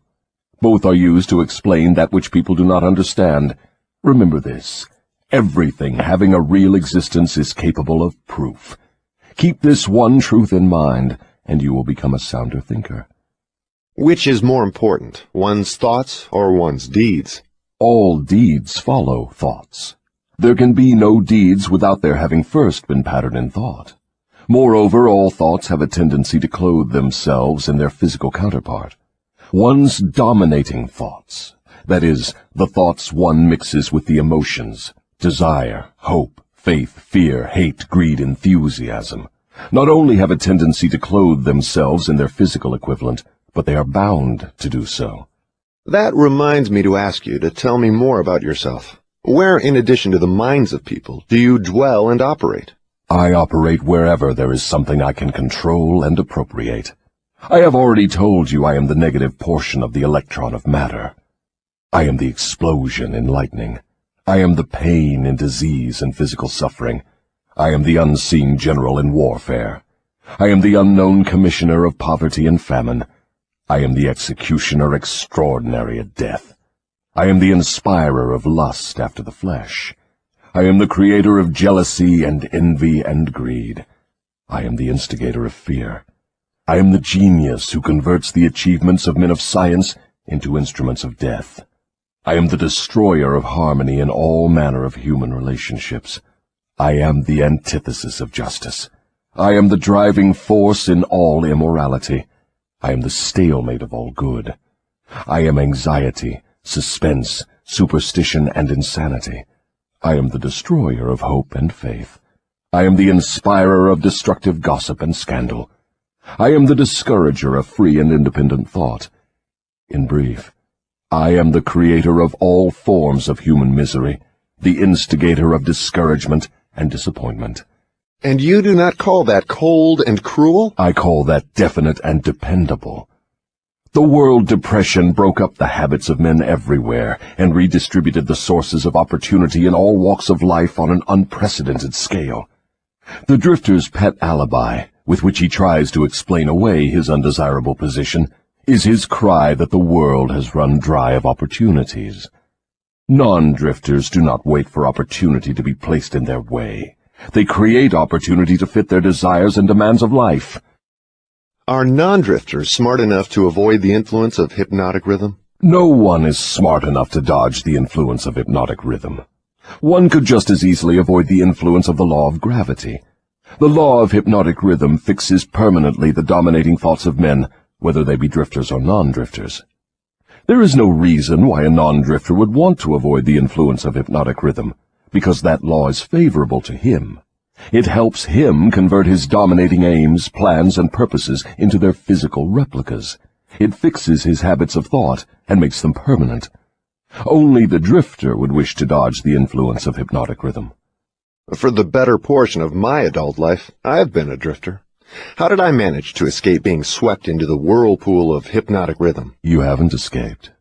The major portion of your dominating thoughts and desires since you reached adulthood has been a well-defined, definite desire to understand all the potentialities of the mind. You may have drifted on thoughts of lesser importance, but you did not drift in connection with this desire. Because you did not drift, you are now recording a document which gives you exactly what your dominating thoughts demanded of life. Why doesn't your opposition use hypnotic rhythm to make permanent one's higher thoughts and nobler deeds? Why does your opposition permit you to use this stupendous force as a means of entangling people in a web of evil, spun by their own thoughts and deeds? Why does your opposition not outwit you by binding people with thoughts which build and lift them above your influence? The law of hypnotic rhythm is available to all who will use it. I make use of it more effectively than does my opposition, because I offer people more attractive bribes to think my sort of thoughts and indulge in my sort of deeds. In other words, you control people by making negative thinking and destructive deeds pleasing to them. Is that correct? That is the idea exactly. I have often wondered why your opposition, what we earthbound call God, does not annihilate you. Can you tell me why? Because the power is as much mine as his. It is as available to me as to him. That is what I have been trying to get over to you. The highest power in the universe can be used for constructive purposes, through what you call God, or it can be used for negative purposes, through what you call the devil. And something more important still, it can be used by any human being just as effectively as by God or the devil. You make a far-reaching claim. Can you prove your claim? Yes, but it would be better if you proved it for yourself. The devil's word is not worth much among your earthbound sinners. Neither is God's word. You fear the devil and refuse to trust your God. Therefore, you have but one source available through which you may appropriate the benefits of universal power, and that is by trusting and using your own power of thought. This is the direct road to the universal storehouse of infinite intelligence. There is no other road available to any human being. Why have we earthbound not found the road to infinite intelligence sooner? Because I have intercepted you and led you off the path by planting in your minds thoughts which destroy your power to use your minds constructively. I have made it attractive to you to use the power of infinite intelligence to attain negative ends through greed, avarice, lust, envy, and hatred. Remember, your mind attracts that which your mind dwells upon. To divert you away from my opposition, I had only to feed you on thoughts helpful to my cause.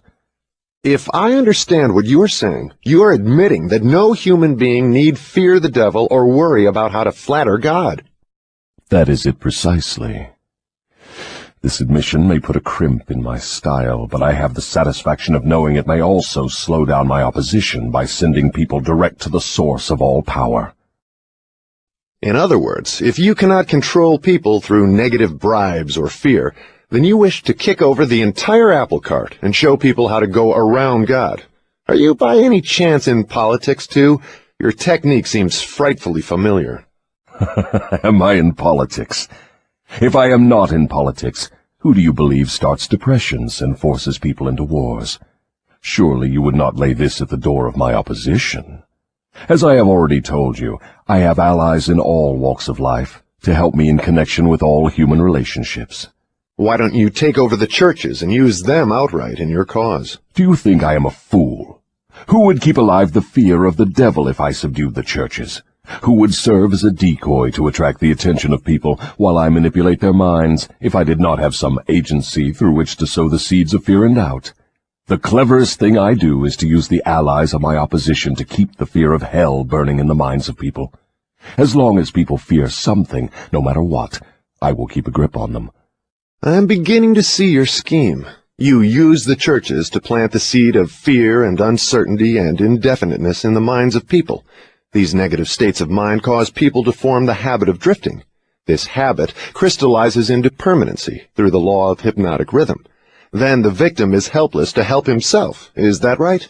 Hypnotic rhythm, then, is something to be watched and respected. A better way of stating the truth is that hypnotic rhythm is something to be studied, understood, and voluntarily applied to attain definite desired ends.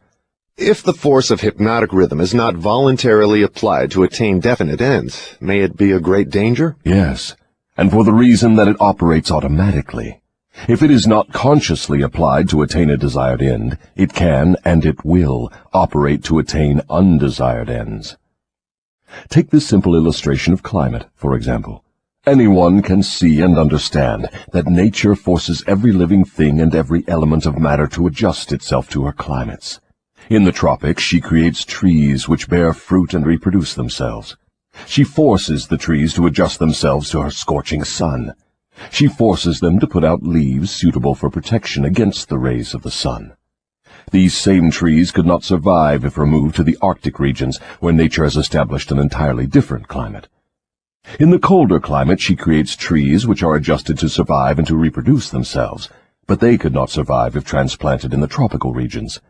In the same manner, nature clothes her animals, giving to those in each different climate a covering suited to their comfort and survival in that climate. In a similar manner, nature forces upon the minds of men the influences of their environment, which are stronger than the individual's own thoughts. Children are forced to take on the nature of all influences of those around them, unless their own thoughts are stronger than the influences. Nature sets up a definite rhythm for every environment, and everything within the range of that rhythm is forced to conform to it. Man alone has the power to establish his own rhythm of thought, providing he exercises this privilege before hypnotic rhythm has forced upon him the influences of his environment. Every home, every place of business, every town and village, and every street and community center has its own definite, discernible rhythm. If you wish to know what a difference there is in the rhythms of streets, take a walk up Fifth Avenue in New York, and then down a street in the slums. All forms of rhythm become permanent with time. Does each individual have his own rhythm of thought? Yes, that is precisely the major difference between individuals. The person who thinks in terms of power, success, opulence, sets up a rhythm which attracts these desirable possessions. The person who thinks in terms of misery, failure, defeat, discouragement, and poverty attracts these undesirable influences. This explains why both success and failure are the result of habit. Habit establishes one's rhythm of thought, and that rhythm attracts the object of one's dominating thoughts.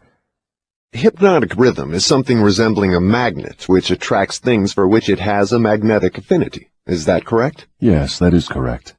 That is why the poverty-stricken herd themselves into the same communities. It explains that old saying, misery loves company.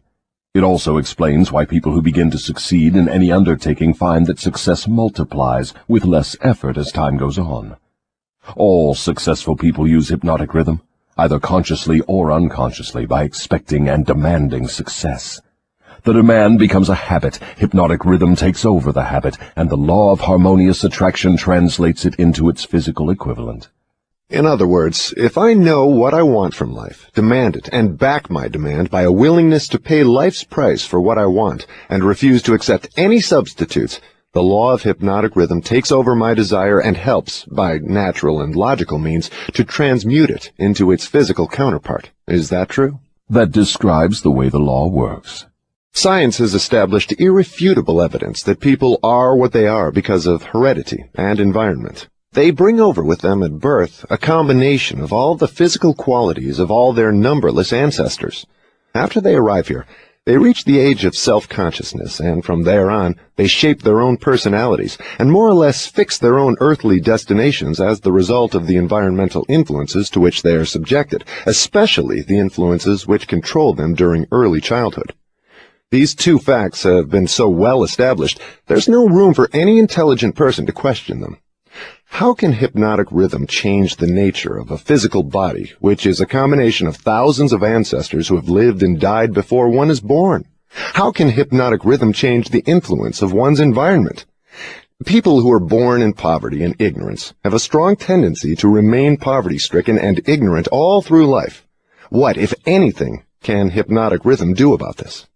Hypnotic rhythm cannot change the nature of the physical body one inherits at birth, but it can and it does modify change, control and make permanent one's environmental influences. If I understand what you mean, a human being is forced by nature to take on and become a part of the environment he chooses, or the environment that may be forced upon him? That is correct. But there are ways and means by which an individual may resist the influences of an environment he does not wish to accept, and also a method of procedure by which one may reverse the application of hypnotic rhythm from negative to positive ends. Do you mean that there is a definite method by which hypnotic rhythm can be made to serve instead of destroy one? I mean just that. Tell me how this astounding end may be attained.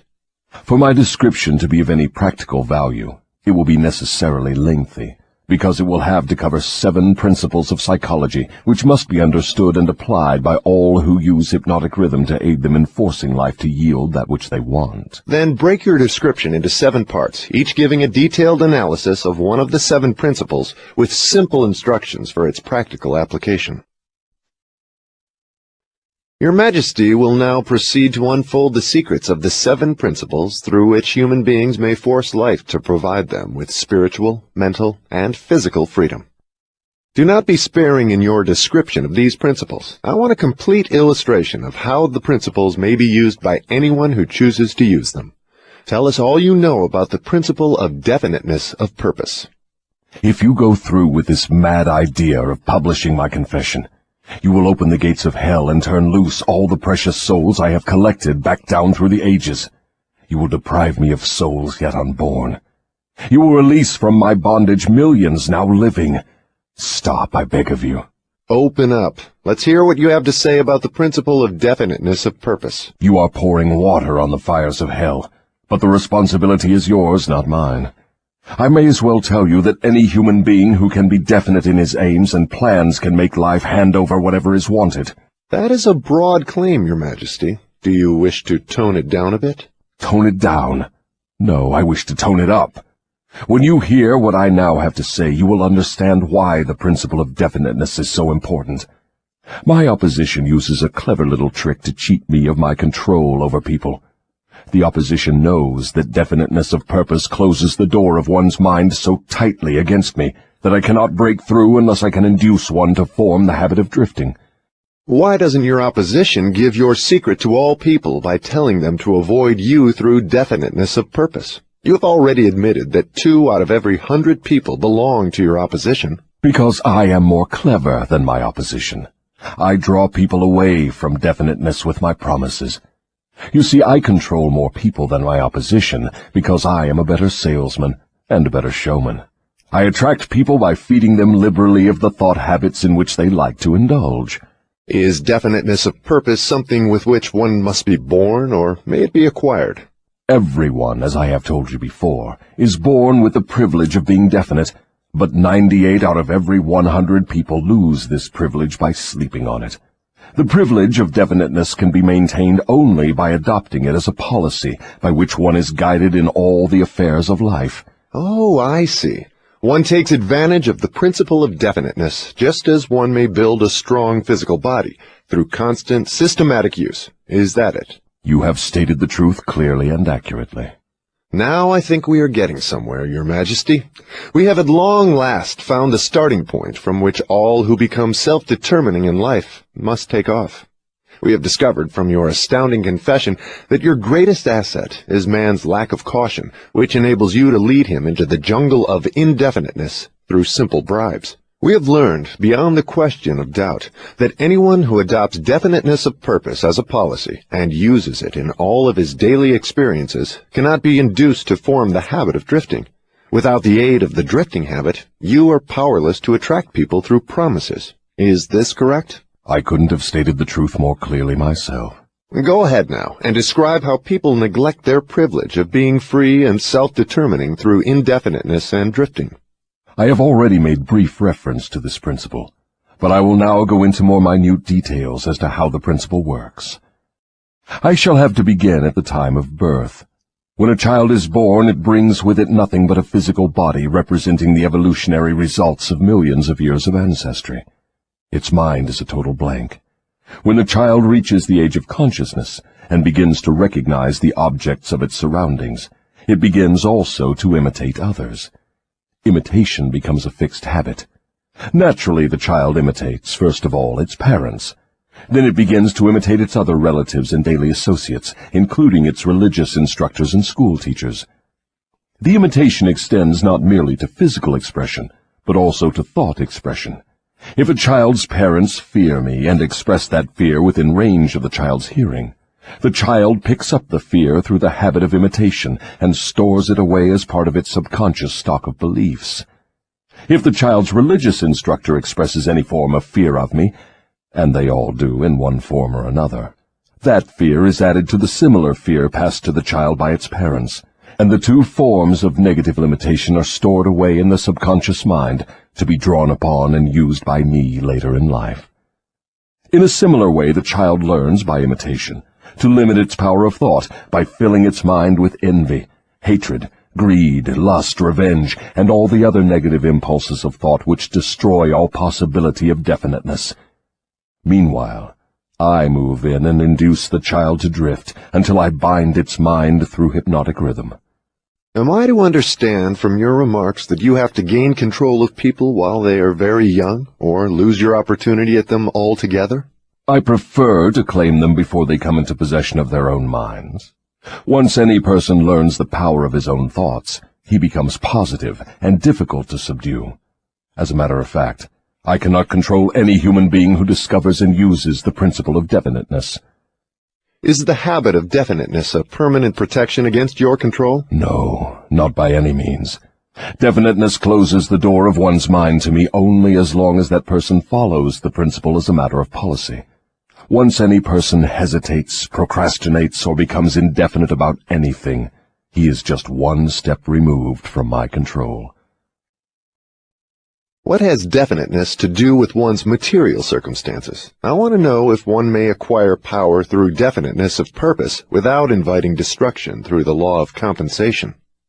Your question limits my illustrations because there are so few people in the world who understand, and there have been so few in the past who understood, how to use definiteness of purpose without attracting to themselves the negative application of the law of compensation. Here you are forcing me to disclose one of my most prized tricks. I am bound to tell you that I eventually reclaim for my cause all who escape me temporarily through definiteness of purpose. The reclamation is made by filling the mind with greed for power and the love of egotistical expression, until the individual falls into the habit of violating the rights of others. Then I step in with the law of compensation and reclaim my victim. So I see from your admission that definiteness of purpose may be dangerous in proportion to its possibility as a power. Is that true? Yes, and what is more important, Every principle of good carries with it the seed of an equivalent danger. That is hard to believe. What danger, for example, can there be in the habit of love of truth? The danger lies in the word habit. All habits, save only that of the love of definiteness of purpose, may lead to the habit of drifting. Love for truth, unless it assumes the proportion of definite pursuit of truth, may become similar to all other good intentions. You know, of course, what I do with good intentions. Is love for one's relatives also dangerous? The love for anything or anyone, save only the love of definiteness of purpose, may become dangerous. Love is a state of mind which beclouds reason, saps willpower, and blinds one to facts and truth. Everyone who becomes self-determining and gains spiritual freedom to think his own thoughts must examine carefully every emotion that seems even remotely related to love. You may be surprised to know that love is one of my most effective baits. With it I lead into the habit of drifting those whom I could attract with nothing else. That is why I have placed it at the head of my list of bribes. Show me what any person loves most, and I will have my cue as to how that person can be induced to drift, until I bind him with hypnotic rhythm. Love and fear combined give me the most effective weapons with which I induce people to drift. One is as helpful to me as the other. Both have the effect of causing people to neglect to develop definiteness in the use of their own minds. Give me control over a person's fears and tell me what he loves most, and you may as well mark that person down as my slave. Both love and fear are emotional forces of such stupendous potency that either may completely set aside the power of will and the power of reason. Without will and reason, there is nothing left to support definiteness of purpose. But, Your Majesty, life would not be worth living if people never felt the emotion of love. Ah, you are right as far as your reasoning goes, but you neglected to add that love should be under one's definite control at all times. Of course, love is a desirable state of mind, but it also is a palliative, which may be used to limit or destroy reason and willpower, both of which rate above love in importance to human beings who want freedom and self-determination. I understand from what you say that people who gain power must harden their emotions, master fear, and subdue love. Is that correct? People who gain and maintain power must become definite in all their thoughts and all their deeds. If that is what you call hard, then they must become hard. Let us look into the sources of advantage of definiteness in the everyday affairs of life. Which is more apt to succeed, a weak plan applied with definiteness, or a sound, strong plan indefinitely applied? Weak plans have a way of becoming strong if definitely applied. You mean that any plan definitely put into continuous action in pursuit of a definite purpose may be successful, even if it is not the best plan? Yes, I mean just that. Definiteness of purpose plus definiteness of plan by which the purpose is to be achieved generally succeeds, no matter how weak the plan may be. The major difference between a sound and an unsound plan is that the sound plan, if definitely applied, may be carried out more quickly than an unsound plan. In other words, if one cannot be always right, one can and should be always definite. Is that what you were trying to get across to me? That is the idea. People who are definite in both their plans and their purposes never accept temporary defeat as being more than an urge to greater effort. You can see for yourself that this sort of policy is bound to win if it is followed with definiteness. Can a person who moves with definiteness of both plan and purpose be always sure of success? No. The best of plans sometimes misfire. But the person who moves with definiteness recognizes the difference between temporary defeat and failure. When plans fail, he substitutes others, but he does not change his purpose. He perseveres. Eventually he finds a plan that succeeds. Will a plan based upon immoral or unjust ends succeed as quickly as one motivated by a keen sense of justice and morality? Through the operation of the law of compensation, everyone reaps that which he sows. Plans based on unjust or immoral motives may bring temporary success, but enduring success must take into consideration the fourth dimension, time. Time is the enemy of immorality and injustice. It is the friend of justice and morality. Failure to recognize this fact has been responsible for the crime wave among the youths of the world. The youthful, inexperienced mind is apt to mistake temporary success for permanency. The youth often makes the mistake of coveting the temporary gains of immoral, unjust plans, but neglects to look ahead and observe the penalties which follow as definitely as night follows day. This is pretty deep stuff, Your Majesty. Let us get back to the discussion of lighter and more concrete subjects that are likely to interest the majority of people. I'm interested in discussing the things that make people happy and miserable, rich and poor, sick and healthy. In brief, I'm interested in everything that can be used by human beings to make life pay satisfactory dividends in return for the effort that one puts into the business of living. Very well, let us be definite. You have my idea. Your Majesty has a tendency to stray off into abstract details which most people can neither understand nor use in the solution of their problems. Could that by any chance be a definite plan of yours to answer my questions with indefinite answers? If that is your plan, it is a slick trick, but it will not work. Go ahead now, and tell me something more of the miseries and failures of human beings growing directly out of indefiniteness. Why not permit me to tell you more of the pleasures and successes of people who understand and apply the principle of definiteness? I observe that sometimes people with definiteness of plan and purpose get what they ask from life, only to find after they get it that they do not want it. What then? Generally, one can get rid of whatever is not wanted by application of the same principle of definiteness with which the thing was acquired. A life that is lived with fullness of peace of mind, contentment, and happiness always divests itself of everything it does not want. Anyone who submits to annoyance by things he does not want is not definite. He is a drifter. What about married people who cease to want each other? Should they separate? Or is it true that all marriages are made in heaven, and the contracting parties are, therefore, forever bound by their bargain, even though it may prove to be a poor one for both? First, let me correct that old saying that all marriages are made in heaven. I know of some which were made on my side of the fence. Minds which do not harmonize should never be forced to remain together in marriage or any other relationship. Friction and all forms of discord between minds lead inevitably to the habit of drifting, and of course to indefiniteness. Aren't people sometimes bound to others by a relationship of duty, which renders it impractical for them to take from life what they want most? Duty is one of the most abused and misunderstood words in existence. The first duty of every human being is to himself. Every person owes himself the duty of finding how to live a full and happy life. Beyond this, if one has time and energy, not needed in the fulfillment of his own desires, one may assume responsibility for helping others.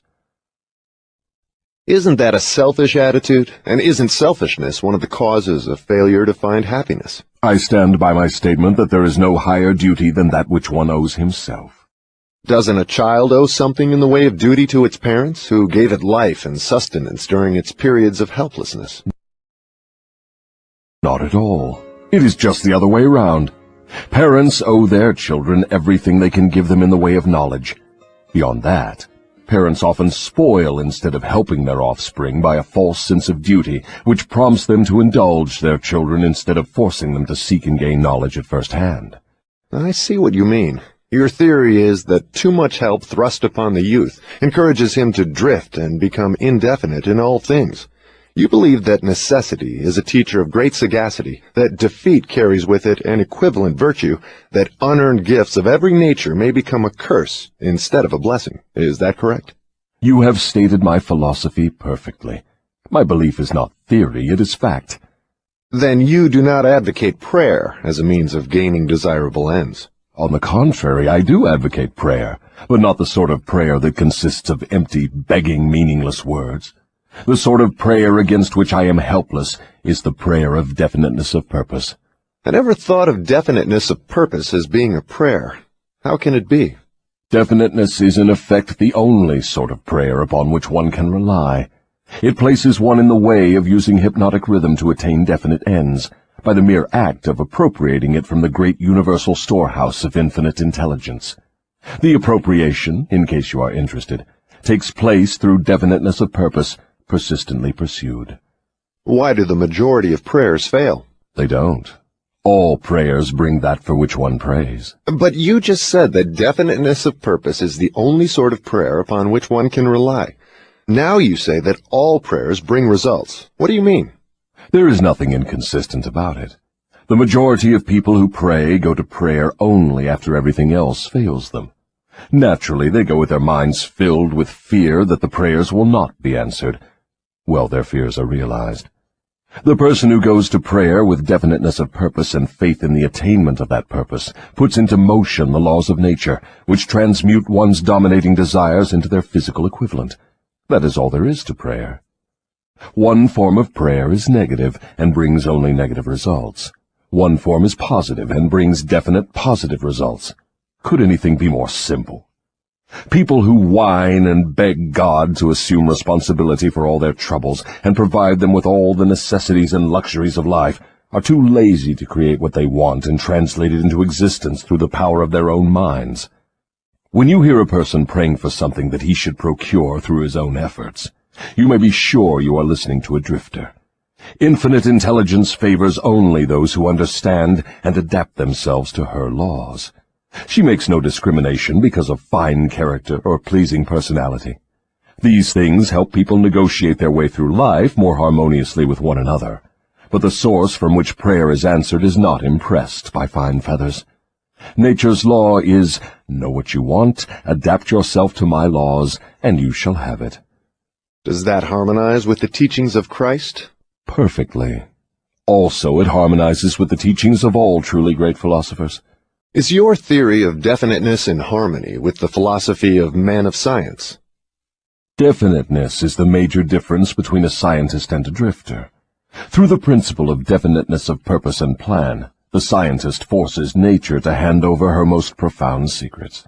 It was through this principle that Edison uncovered the secret of the talking machine, the incandescent electric light, and scores of other benefits for mankind. Then I understand that definiteness is the first requisite for success in all earthly undertakings. Is that right? Exactly. Anything which teaches people to examine facts and coordinate them into definite plans through accurate thinking is hard on my profession. If this thirst for definite knowledge now spreading over the world keeps up, my business will be shot to pieces within the next few centuries. I thrive on ignorance, superstition, intolerance, and fear. But I cannot stand up under definite knowledge properly organized into definite plans in the minds of people who think for themselves. Why don't you take over omnipotence and manage the whole works in your own way? You might as well ask why the negative portion of the electron doesn't take over the positive portion and run the entire works. The answer is that both the positive and the negative charges of energy are necessary to the existence of the electron. One is balanced equally against the other, stalemated as it were. So it is with what you call omnipotence and I. We represent the positive and the negative forces of the entire system of universes, and we are equally balanced one against the other.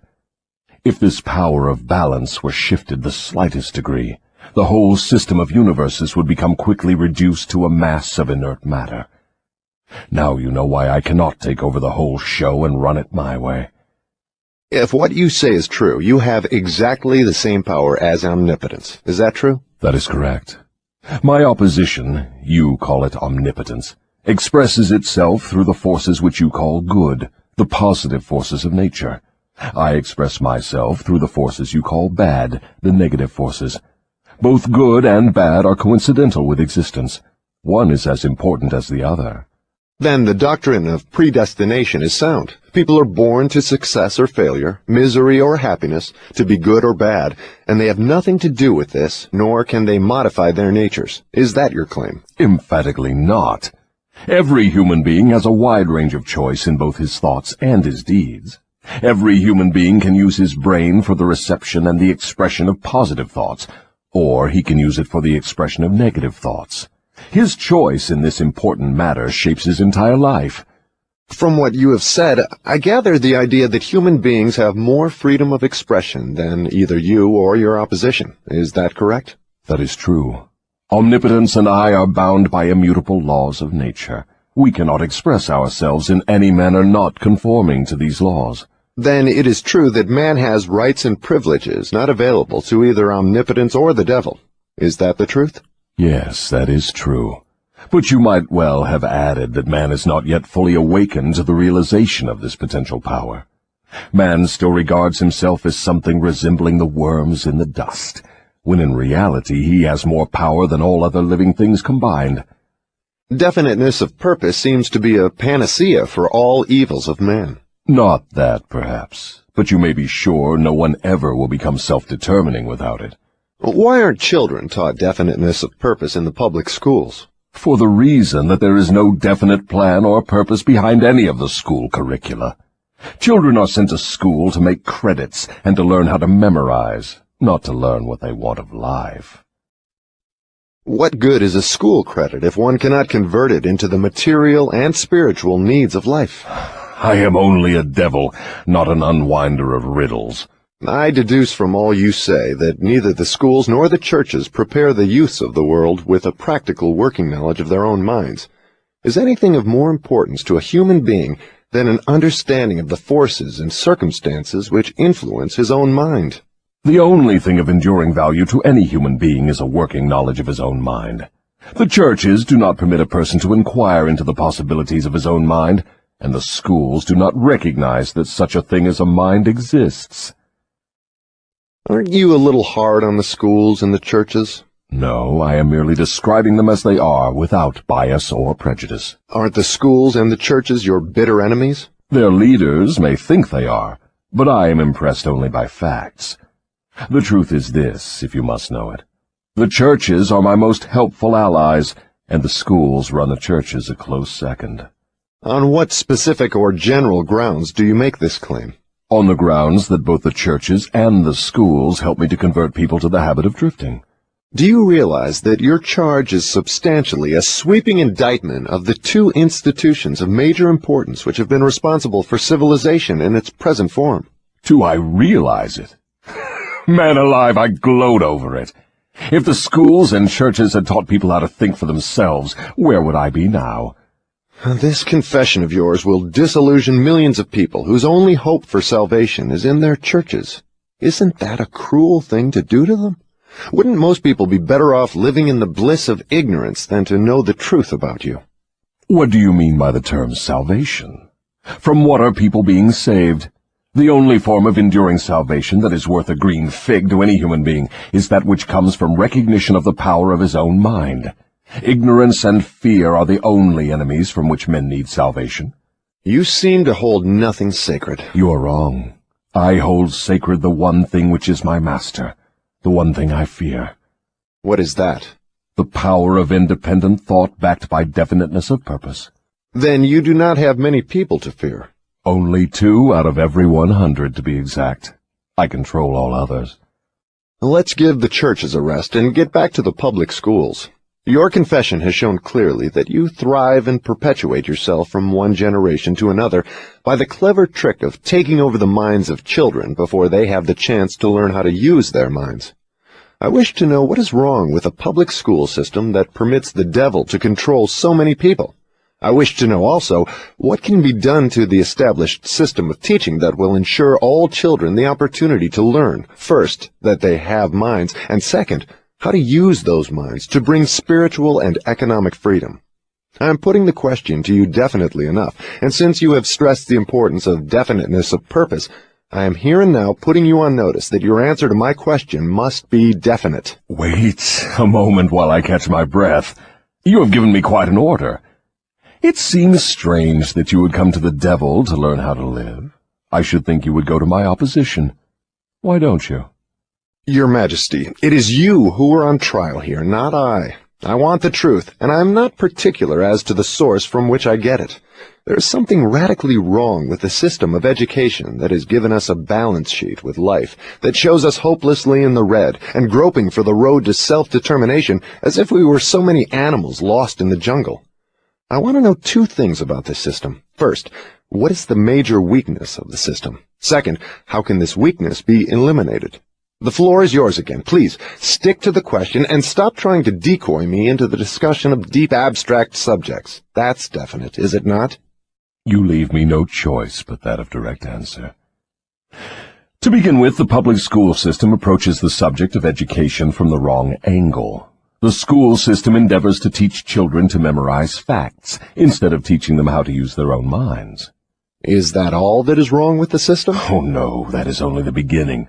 Another major weakness of the school system is that it does not establish in the minds of children either the importance of definiteness of purpose, or make any attempt to teach youths how to be definite about anything.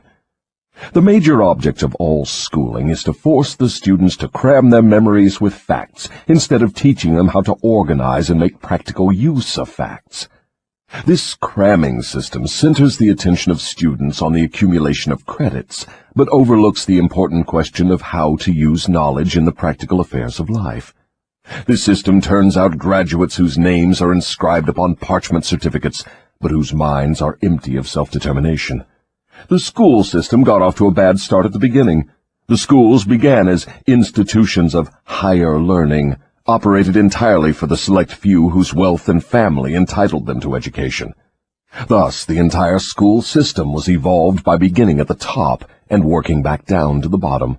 It is no wonder the system neglects to teach children the importance of definiteness of purpose, when the system itself has literally evolved through indefiniteness. What would correct this weakness of the public school system? Let's not complain of the weakness of the system unless we are prepared to offer a practical remedy with which it can be corrected. In other words, while we are discussing the importance of definiteness of plan and purpose, let us take our own medicine and be definite.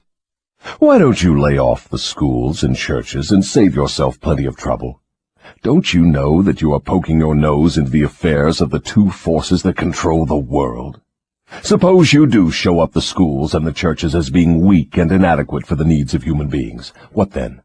With what are you going to replace these two institutions? Stop trying to evade my questions by the old trick of asking a counter-question. I do not propose to replace the schools and churches, but I do propose to find out, if I can, how these organized forces can be modified so that they will serve people instead of keeping them in ignorance. Go ahead now and give me a detailed catalog of all the changes in the public school system which would improve it. So you want the entire catalog, do you? Do you want the suggested changes in the order of their importance? Describe the changes needed, just as they come to you. You are forcing me to commit an act of treason against myself, but here it is. Reverse the present system by giving children the privilege of leading in their schoolwork instead of following orthodox rules designed only to impart abstract knowledge. Let instructors serve as students, and let the students serve as instructors. As far as possible, organize all schoolwork into definite methods through which the student can learn by doing, and direct the classwork so that every student engages in some form of practical labor connected with the daily problems of life. Ideas are the beginning of all human achievement. Teach all students how to recognize practical ideas that may be of benefit in helping them acquire whatever they demand of life. Teach the students how to budget and use time. And above all, teach the truth that time is the greatest asset available to human beings, and the cheapest. Teach the student the basic motives by which all people are influenced, and show how to use these motives in acquiring the necessities and the luxuries of life. Teach children what to eat, how much to eat, and what is the relationship between proper eating and sound health. Teach children the true nature and function of the emotion of sex. And above all, teach them that it can be transmuted into a driving force capable of lifting one to great heights of achievement. Teach children to be definite in all things, beginning with the choice of a definite major purpose in life. Teach children the nature of and possibilities for good and evil in the principle of habit, using as illustrations with which to dramatize the subject the everyday experiences of children and adults. Teach children how habits become fixed through the laws of hypnotic rhythm, and influence them to adopt, while in the lower grades, habits that will lead to independent thought. Teach children the difference between temporary defeat and failure, and show them how to search for the seed of an equivalent advantage which comes with every circumstance of defeat. Teach children to express their own thoughts fearlessly, and to accept or reject at will all ideas of others, reserving to themselves always the privilege of relying upon their own judgment. Teach children to reach decisions promptly and to change them, if at all, slowly and with reluctance, and never without a definite reason. Teach children that the human brain is the instrument with which one receives from the great storehouse of nature the energy which is specialized into definite thoughts, that the brain does not think, but serves as an instrument for the interpretation of stimuli which cause thought. Teach children the value of harmony in their own minds, and that this is attainable only through self-control. Teach children the nature and the value of self-control. Teach children that there is a law of increasing returns which can be and should be put into operation as a matter of habit, by rendering always more service and better service than is expected of them. Teach children the true nature of the Golden Rule, and above all show them that through the operation of this principle, everything they do to and for another, they also do to and for themselves. Teach children not to have opinions unless they are formed from facts, or beliefs which may reasonably be accepted as facts. Teach children that cigarettes, liquor, narcotics, and overindulgence in sex destroy the power of will and lead to the habit of drifting. Do not forbid these evils, just explain them. Teach children the danger of believing anything merely because their parents, religious instructors, or someone else says it is so. Teach children to face facts, whether they are pleasant or unpleasant, without resorting to subterfuge or offering alibis. Teach children to encourage the use of their sixth sense, through which ideas present themselves in their minds from unknown sources, and to examine all such ideas carefully. Teach children the full import of the law of compensation as it was interpreted by Ralph Waldo Emerson, and show them how the law works in the small everyday affairs of life. Teach children that definiteness of purpose, backed by definite plans persistently and continuously applied, is the most efficacious form of prayer available to human beings. Teach children that the space they occupy in the world is measured definitely by the quality and quantity of useful service they render the world. Teach children there is no problem which does not have an appropriate solution, and that the solution often may be found in the circumstance creating the problem. Teach children that their only real limitations are those which they set up or permit others to establish in their own minds. Teach them that man can achieve whatever man can conceive and believe. Teach children that all schoolhouses and all textbooks are elementary implements which may be helpful in the development of their minds, but that the only school of real value is the great university of life, wherein one has the privilege of learning from experience. Teach children to be true to themselves at all times, and since they cannot please everybody, therefore to do a good job of pleasing themselves. That is an imposing list, but it seems conspicuous by the fact it ignores practically every subject now taught in the public schools. Was that intended? Yes. You asked for a list of suggested changes in public school curricula which would benefit children. Well, that is what you got. Some of the changes you suggest are so unorthodox they would shock most of the educators of today, wouldn't they? Most of the educators of today need to be shocked. A good sound shock often helps the brain that has been atrophied by habit. Would the changes you suggest for the public schools give children immunity against the habit of drifting? Yes, that is one of the results the changes would bring, but there are others, too. How could the suggested changes be forced into the public school system? You know, of course, it is as difficult to get a new idea into an educator's brain as it is to interest a religious leader in modifying religion so it will help people to get more from life.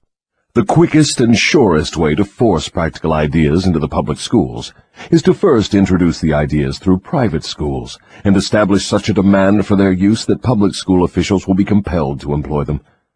Should any other changes be made in the public school system? Yes, many. Among other changes needed in all public school programs is the addition of a complete course of training in the psychology of harmonious negotiation between people. All children should be taught how to sell their way through life with the minimum amount of friction.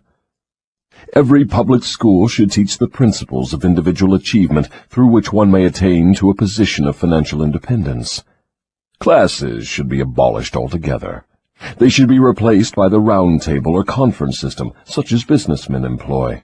All students should receive individual instruction and guidance in connection with subjects which cannot be properly taught in groups.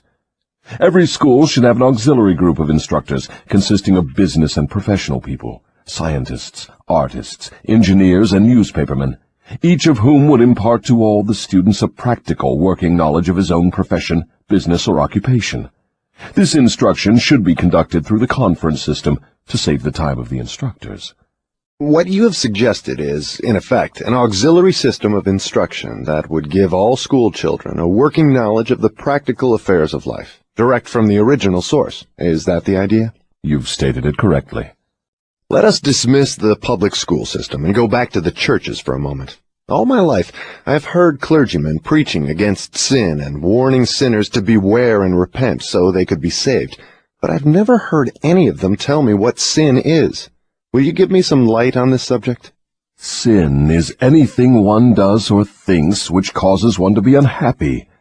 Human beings who are in sound physical and spiritual health should be at peace with themselves and always happy.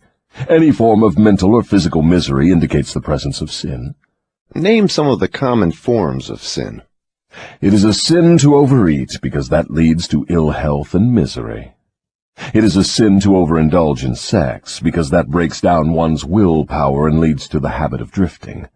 It is a sin to permit one's mind to be dominated by negative thoughts of envy, greed, fear, hatred, intolerance, vanity, self-pity, or discouragement, because these states of mind lead to the habit of drifting. It is a sin to cheat, lie, and steal, because these habits destroy self-respect, subdue one's conscience, and lead to unhappiness. It is a sin to remain in ignorance, because that leads to poverty and loss of self-reliance. It is a sin to accept from life anything one does not want, because that indicates an unpardonable neglect to use the mind. Is it a sin for one to drift through life without definite aim, plan, or purpose? Yes, because this habit leads to poverty and destroys the privilege of self-determination. It also deprives one of the privilege of using his own mind as a medium of contact with infinite intelligence. Are you the chief inspirer of sin? Yes. It is my business to gain control of the minds of people in every way possible. Can you control the mind of a person who commits no sin? I cannot, because that person never permits his mind to be dominated by any form of negative thought. I cannot enter the mind of one who never sins, let alone control it. What is the commonest and most destructive of all sins? Fear and ignorance. Have you nothing else to add to the list? There is nothing else to be added. What is faith? It is a state of mind wherein one recognizes and uses the power of positive thought as a medium by which one contacts and draws upon the universal store of infinite intelligence at will. In other words, faith is the absence of all forms of negative thought. Is that the idea? Yes, that is another way of describing it. Has a drifter the capacity to use faith? He may have the capacity, but he does not use it. Everyone has the potential power to clear his mind of all negative thoughts, and thereby avail himself of the power of faith. Stating the matter in another way, faith is definiteness of purpose backed by belief in the attainment of the object of that purpose. Is that correct? That's the idea exactly. What preparation must one undergo before being able to move with definiteness of purpose at all times? One must gain mastery over self. This is the second of the 7 principles. The person who is not master of himself can never be master of others. Lack of self-mastery is, of itself, the most destructive form of indefiniteness. Where should one begin when making a start at control over self? By mastering the 3 appetites responsible for most of one's lack of self-discipline. The 3 appetites are 1. The desire for food, 2. The desire for expression of sex, 3. The desire to express loosely organized opinions. Does man have other appetites which need control? Yes, many of them. But these 3 are the ones which should be conquered first. When a man becomes master of these 3 appetites, he has developed enough self-discipline to conquer easily those of lesser importance. But these are natural appetites. They must be indulged if one is to be healthy and happy. To be sure, they are natural appetites, but they are also dangerous, because people who have not mastered themselves overfeed the appetites. Self-mastery contemplates sufficient control over the appetites to enable one to feed them what they need and withhold food not needed. Your viewpoint is both interesting and educational. Describe the details through which I may understand how and under what circumstances people overfeed the appetites. Take the desire for physical food, for example. The majority of people are so weak in self-discipline they fill their stomachs with combinations of rich food which please the taste but overwork the organs of digestion and elimination. They pour into their stomachs both quantity and combinations of food which the body chemist can dispose of only by converting the food into deadly toxic poisons. These poisons clog and stagnate the body's sewer system until it slows down in its work of elimination of waste matter. After a while, the sewer system stops working altogether, and the victim has what he calls constipation. By that time, he is ready for the hospital. Auto-intoxication, or body sewer poisoning, takes the machinery of the brain and rolls it into something resembling a wad of putty. The victim then becomes sluggish in his physical movements and mentally irritable and fussy. If he could only take one good look at and one bad smell of his sewer system, he would be ashamed to look himself in the face. City sewers are not the pleasantest of places when they become overloaded or clogged, but they are clean and sweet compared with the intestinal sewer when it has been overloaded or clogged. This is not a pretty story to be associated with the pleasant and necessary act of eating, but that is where it belongs, because overeating and wrong food combinations are the evils which cause auto-intoxication. People who eat wisely and keep their body sewers clean handicap me, because a clean body sewer generally means a sound body and a brain that functions properly. Imagine, if your imagination can be stretched that far, how any human being could move with definiteness of purpose with his body sewer filled with enough poison to kill 100 people if it were injected into their bloodstream directly. And all this trouble is the result of lack of control over the physical appetite for food. Well, if you wish to be absolutely correct, you should say that improper eating is responsible for the majority of the ills of the body, and practically all headaches. If you want proof of this, select 100 people suffering with headaches and give each of them a thorough washing out of their body sewer systems with a high enema, and observe that no fewer than 95 of the headaches will disappear within a few minutes after the sewers have been cleaned. From all you say about the intestinal tract, I gather the impression that mastery over the physical appetite for food means also mastery over the habit of neglecting to keep the intestines clean. Yes, that is true. It is just as important to eliminate the waste matter of the body and the unused portions of food as it is to take the right amount and the correct combinations of food. I never thought of auto-intoxication as being one of your devices of control over people, and I am utterly shocked to know how many people are victims of this subtle enemy. Let's hear what you have to say of the other two appetites. Well, take the desire for sex expression. Now there is a force with which I master the weak and the strong, the old and the young, the ignorant and the wise. In fact, I master all who neglect to master sex. How can one master the emotion of sex? By the simple process of transmuting that emotion into some form of activity other than copulation. Sex is one of the greatest of all forces which motivate human beings. Because of this fact, it is also one of the most dangerous forces. If humans would control their sex desires and transmute them into a driving force with which to carry on their occupation, that is, if they spent on their work 1/2 the time they dissipate in pursuit of sex, they would never know poverty. Do I understand you to imply there is a relationship between sex and poverty? Yes, where sex is not under definite control. If allowed to run its natural course, sex will quickly lead one into the habit of drifting. Is there any relationship between sex and leadership?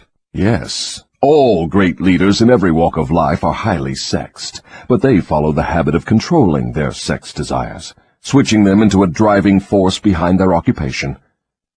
Is the habit of overindulgence in sex as dangerous as the habit of taking narcotics or liquor? There is no difference between these habits. Both lead to hypnotic control through the habit of drifting. Why does the world look upon sex as something vulgar? Because of the vulgar abuse people have made of this emotion. It is not sex that is vulgar. It is the individual who neglects or refuses to control and guide it. Do you mean by your statement that one should not indulge the desire for sex? No, I mean that sex, like all other forces available to man, should be understood, mastered, and made to serve man. The desire for sex expression is as natural as the desire for food. The desire can no more be killed than one can entirely stop a river from flowing.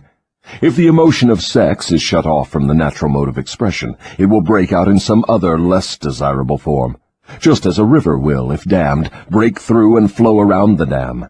The person who has self-discipline understands the emotion of sex, respects it, and learns to control and transmute it into constructive activities. Just what damage is there in overindulgence of sex? The greatest damage is that it depletes the source of man's greatest driving force and wastes, without adequate compensation, man's creative energy. It dissipates energy needed by nature to maintain physical health. Sex is nature's most useful therapeutic force. It depletes the magnetic energy which is the source of an attractive, pleasing personality. It removes the sparkle from one's eyes and sets up discord in the tone of one's voice. It destroys enthusiasm, subdues ambition, and leads inevitably to the habit of drifting on all subjects. I would like for you to answer my question in another way by telling me what beneficial ends the emotion of sex may be made to attain if mastered and transmuted. Controlled sex supplies the magnetic force that attracts people to one another. It is the most important factor of a pleasing personality. It gives quality to the tone of voice, and enables one to convey through the voice any feeling desired. It serves, as nothing else can serve, to give motive power to one's desires. It keeps the nervous system charged with the energy needed to carry on the work of maintaining the body. It sharpens the imagination and enables one to create useful ideas. It gives quickness and definiteness to one's physical and mental movements. It gives one persistence and perseverance in the pursuit of one's major purpose in life. It is a great antidote for all fear. It gives one immunity against discouragement. It helps to master laziness and procrastination. It gives one physical and mental endurance while undergoing any form of opposition or defeat. It gives one the fighting qualities necessary under all circumstances for self-defense. In brief, it makes winners and not quitters. Are those all the advantages you claim for controlled sex energy? No, they are only some of the more important benefits it provides. Perhaps some will believe the greatest of all the virtues of sex is that it is nature's method of perpetuation of all living things. This alone should remove all thought that sex is vulgar. I gather from what you say that the emotion of sex is a virtue, not a fault. It is a virtue when controlled and directed to the attainment of desirable ends. It is a fault when neglected and permitted to lead to acts of lust. Why aren't these truths taught to children by their parents in the public schools? The neglect is due to ignorance of the real nature of sex. It is just as necessary in maintaining health for one to understand and properly use the emotion of sex as it is to keep the body's sewer system clean. Both subjects should be taught in all public schools and all homes where there are children. Wouldn't the majority of parents need instruction on the proper function and use of sex before they could intelligently teach their children? Yes, and so would the public school teachers. What relative position of importance would you give to the need for accurate knowledge on the subject of sex? It is next to the top of the list. There is but one thing of greater importance to human beings. That is accurate thought. Do I understand you to say that knowledge of the true functions of sex and ability to think accurately are the two things of greatest importance to mankind? That is what I intend you to understand. Accurate thinking comes first because it is the solution to all man's problems, the answer to all his prayers, the source of opulence and all material possessions. Accurate thinking is aided by properly controlled and directed sex emotion, because sex emotion is the same energy as that with which one thinks. It begins with those who desire self-determination sufficiently to be willing to pay its price. No one can be entirely free, spiritually, mentally, physically, and economically, without learning the art of accurate thinking. No one can learn to think accurately without including, as a part of the needed knowledge, information on the control of sex emotion through transmutation. It will be a great surprise to many people to learn there is so close a relationship between thinking and sex emotion. Tell us now about the third appetite, and let's see what it has to do with self-discipline. The habit of expressing loosely organized opinions is one of the most destructive of habits. Its destructiveness consists in its tendency to influence people to guess instead of searching for the facts when they form opinions, create ideas, or organize plans. The habit develops a grasshopper mind, one that jumps from one thing to another but never completes anything. And, of course, carelessness in the expression of opinions leads to the habit of drifting. From there it is only a step or two until one is bound by the law of hypnotic rhythm, which automatically prohibits accurate thinking. What other disadvantages are there in free expression of opinions? The person who talks too much informs the world of his aims and plans, and gives to others the opportunity to profit by his ideas. Wise men keep their plans to themselves, and refrain from expressing uninvited opinions. This prevents others from appropriating their ideas, and makes it difficult for others to interfere with their plans.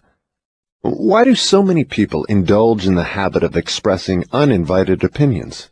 The habit is one way of expressing egotism and vanity. The desire for self-expression is inborn in people. The motive back of the habit is to attract the attention of others and to impress them favorably. Actually, it has just the opposite effect. When the self-invited speaker attracts attention, it usually is unfavorable. Yes. What other disadvantages has the habit? The person who insists on talking seldom has an opportunity to learn by listening to others. But isn't it true that a magnetic speaker often puts himself in the way of opportunity to benefit himself by attracting the attention of others through his powers of oratory? Yes, a magnetic orator does have an asset of tremendous value in his ability to impress people by his speech. But he cannot make the best use of this asset if he forces his speech on others without their invitation. No single quality adds more to one's personality than the ability to speak with emotional feeling, force, and conviction. But the speaker must not impose his speech upon others without being invited to do so. There is an old saying that nothing is worth more than its actual cost. This applies as well to the free, uninvited expression of opinions as to material things. What about people who volunteer their opinions by expressing them in writing? Do they also suffer by lack of self-discipline? One of the worst pests on earth is the person who writes uninvited letters to people of prominence. Men in public office, moving picture stars, men who have succeeded in business or written a best-selling book. And people whose names appear often in the newspapers are continuously besieged by people who write letters expressing their opinion on all subjects. But the writing of uninvited letters is a harmless way of finding pleasure through self-expression, is it not? What damage does one do by the habit? Habits are contagious. Every habit attracts a flock of its relatives. The habit of doing anything that is useless leads to the formation of other habits that are useless, especially the habit of drifting. But that is not all the dangers associated with the habit of indulging in uninvited expression of opinions.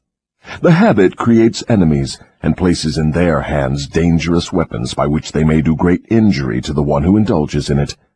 Thieves and confidence men and racketeers pay big prices for the names and addresses of the writers of uninvited letters. Knowing as they do, the writers of these letters become easy victims of all manner of schemes that result in the loss of their money. They refer to the writers of such letters as nuts. If you wish to know how foolish people are who write uninvited letters, read the nut column of any newspaper, the column in which the paper publishes the voluntary opinions of its readers, and you will see for yourself how the writers of such letters antagonize people and invite opposition from others. I had no idea, Your Majesty, that people get into so much difficulty through uninvited expression of their opinions. But now that you have brought up the subject, I do remember writing the editor of a prominent magazine an uninvited letter of criticism, which cost me a fine position on his staff, at a fat salary. That is a perfect example. The proper place to begin self-discipline is right where you stand. The way to begin is by recognizing the truth, that there is nothing for good or evil throughout the myriads of universes except the power of natural law. There is no individual personality anywhere throughout the myriad of universes with the slightest power to influence a human being, save nature and human beings themselves. There is no human being now living, no human being has ever lived, and no human being ever will live with the right or the power to deprive another human being of the inborn privilege of free and independent thought. That privilege is the only one over which any human being can have absolute control. No adult human being ever loses the right to freedom of thought, but most humans lose the benefits of this privilege either by neglect or because it has been taken away from them by their parents or religious instructors before the age of understanding. These are self-evident truths, no less important because they are being called to your attention by the devil than they would be if brought to your attention by my opposition. But what are people going to lean upon in the hour of emergency when they know not where nor to whom to appeal? Let them lean upon the only dependable power available to any human being. And what is that? Themselves. The power of their own thoughts. The only power they can control and may rely upon. The only power which cannot be perverted, colored, modified, or falsified by their dishonest fellow human beings. All you say seems logical, but why must I come to the devil to discover such profound truths? Let's get back to the 7 principles. You've already disclosed enough information to show clearly that the secret of how to break the power of hypnotic rhythm is wrapped in the 7 principles. You have shown, too, that the most important of these principles is self-discipline. Now, go ahead and describe the other 5 principles you have not yet mentioned and indicate what part they play in giving one self-discipline. First, let me summarize that part of my confession we have already covered. I have frankly told you that my 2 most effective devices for mastering human beings are the habit of drifting and the law of hypnotic rhythm. I have shown you that drifting is not a natural law, but a man-made habit which leads to man's submission to the law of hypnotic rhythm. The 7 principles are the media by which man may break the hold of hypnotic rhythm and take possession again of his own mind. You see, therefore, the 7 principles are the 7 steps which lead victims of hypnotic rhythm out of the self-made prisons in which they are bound. The 7 principles are the master key that unlocks the door to spiritual, mental, and economic self-determination. Is that true? Yes, that's another way of stating the truth. Is failure ever a benefit to man? Yes. Indeed, learning from adversity is the 3rd of the 7 principles. But few people know that every adversity brings with it the seed of an equivalent advantage. Still fewer people know the difference between temporary defeat and failure. If this knowledge were generally known, I would be deprived of one of my strongest weapons of control over human beings. But I understood you to say that failure is one of your greatest allies. I got the impression from your confession that failure causes people to lose ambition and quit trying, and then you take them over without opposition on their part. That is just the point. I take them over after they quit trying. If they knew the difference between temporary defeat and failure, they would not quit when they meet with opposition from life. If they knew that every form of defeat and all failures bring with them the seed of unborn opportunity, they would keep on fighting and win. Success usually is but one short step beyond the point where one quits fighting. Is that all one might learn from adversity, defeat, and failure? No, that is the least of what one might learn.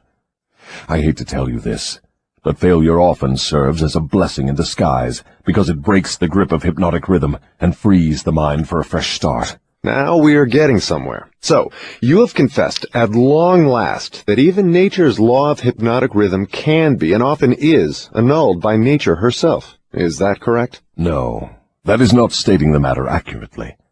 Nature never reverses any of her natural laws. Nature does not take away a human being's freedom of thought through hypnotic rhythm. The individual gives up his freedom by abuse of this law.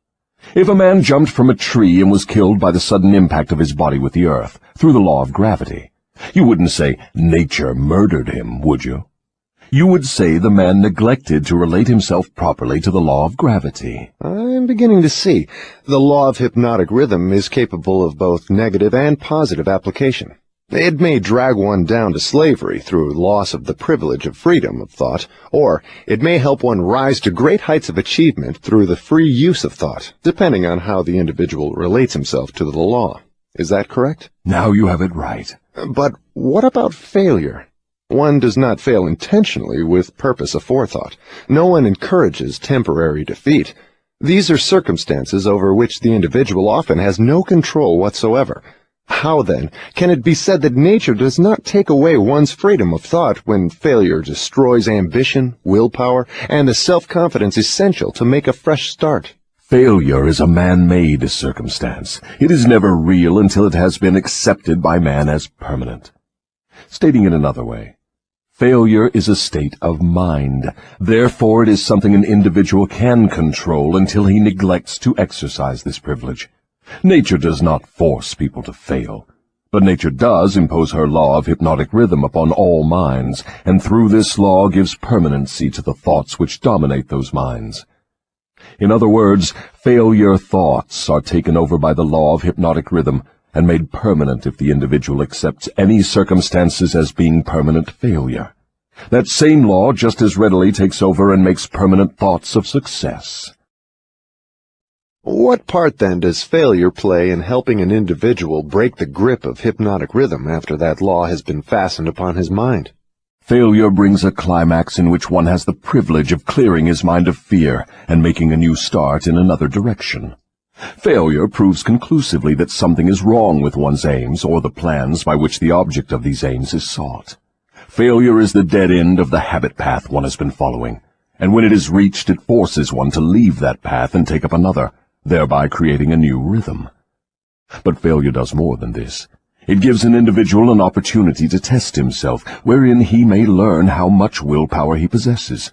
Failure also forces people to learn many truths they would never discover without it. Failure often leads an individual to an understanding of the power of self-discipline, without which no one could turn back after having once been the victim of hypnotic rhythm.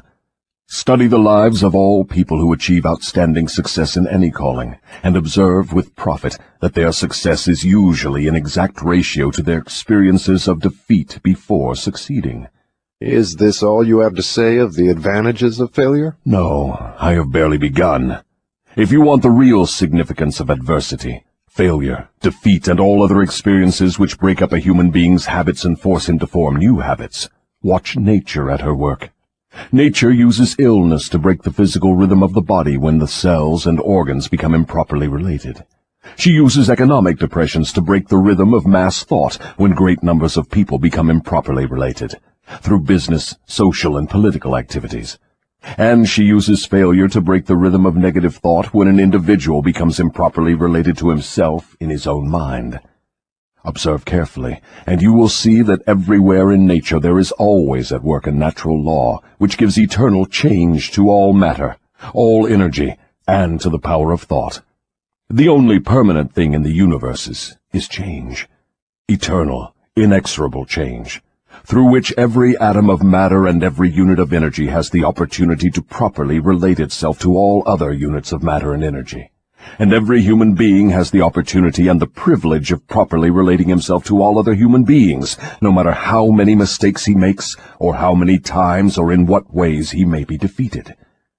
When mass failure overtakes a nation, such as the 1929 World Business Depression, the circumstance is in perfect harmony with nature's plan to break up man's habits and give out fresh opportunities. What you are saying intrigues me. Am I to understand that hypnotic rhythm has something to do with the way people relate themselves to one another? That abstract, elusive thing called character is nothing but a manifestation of the law of hypnotic rhythm.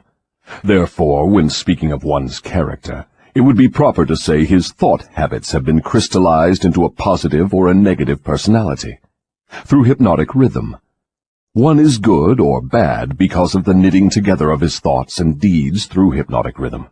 One is bound by poverty or blessed with abundance because his aims, plans, and desires, or lack of them, have been made permanent and real by hypnotic rhythm.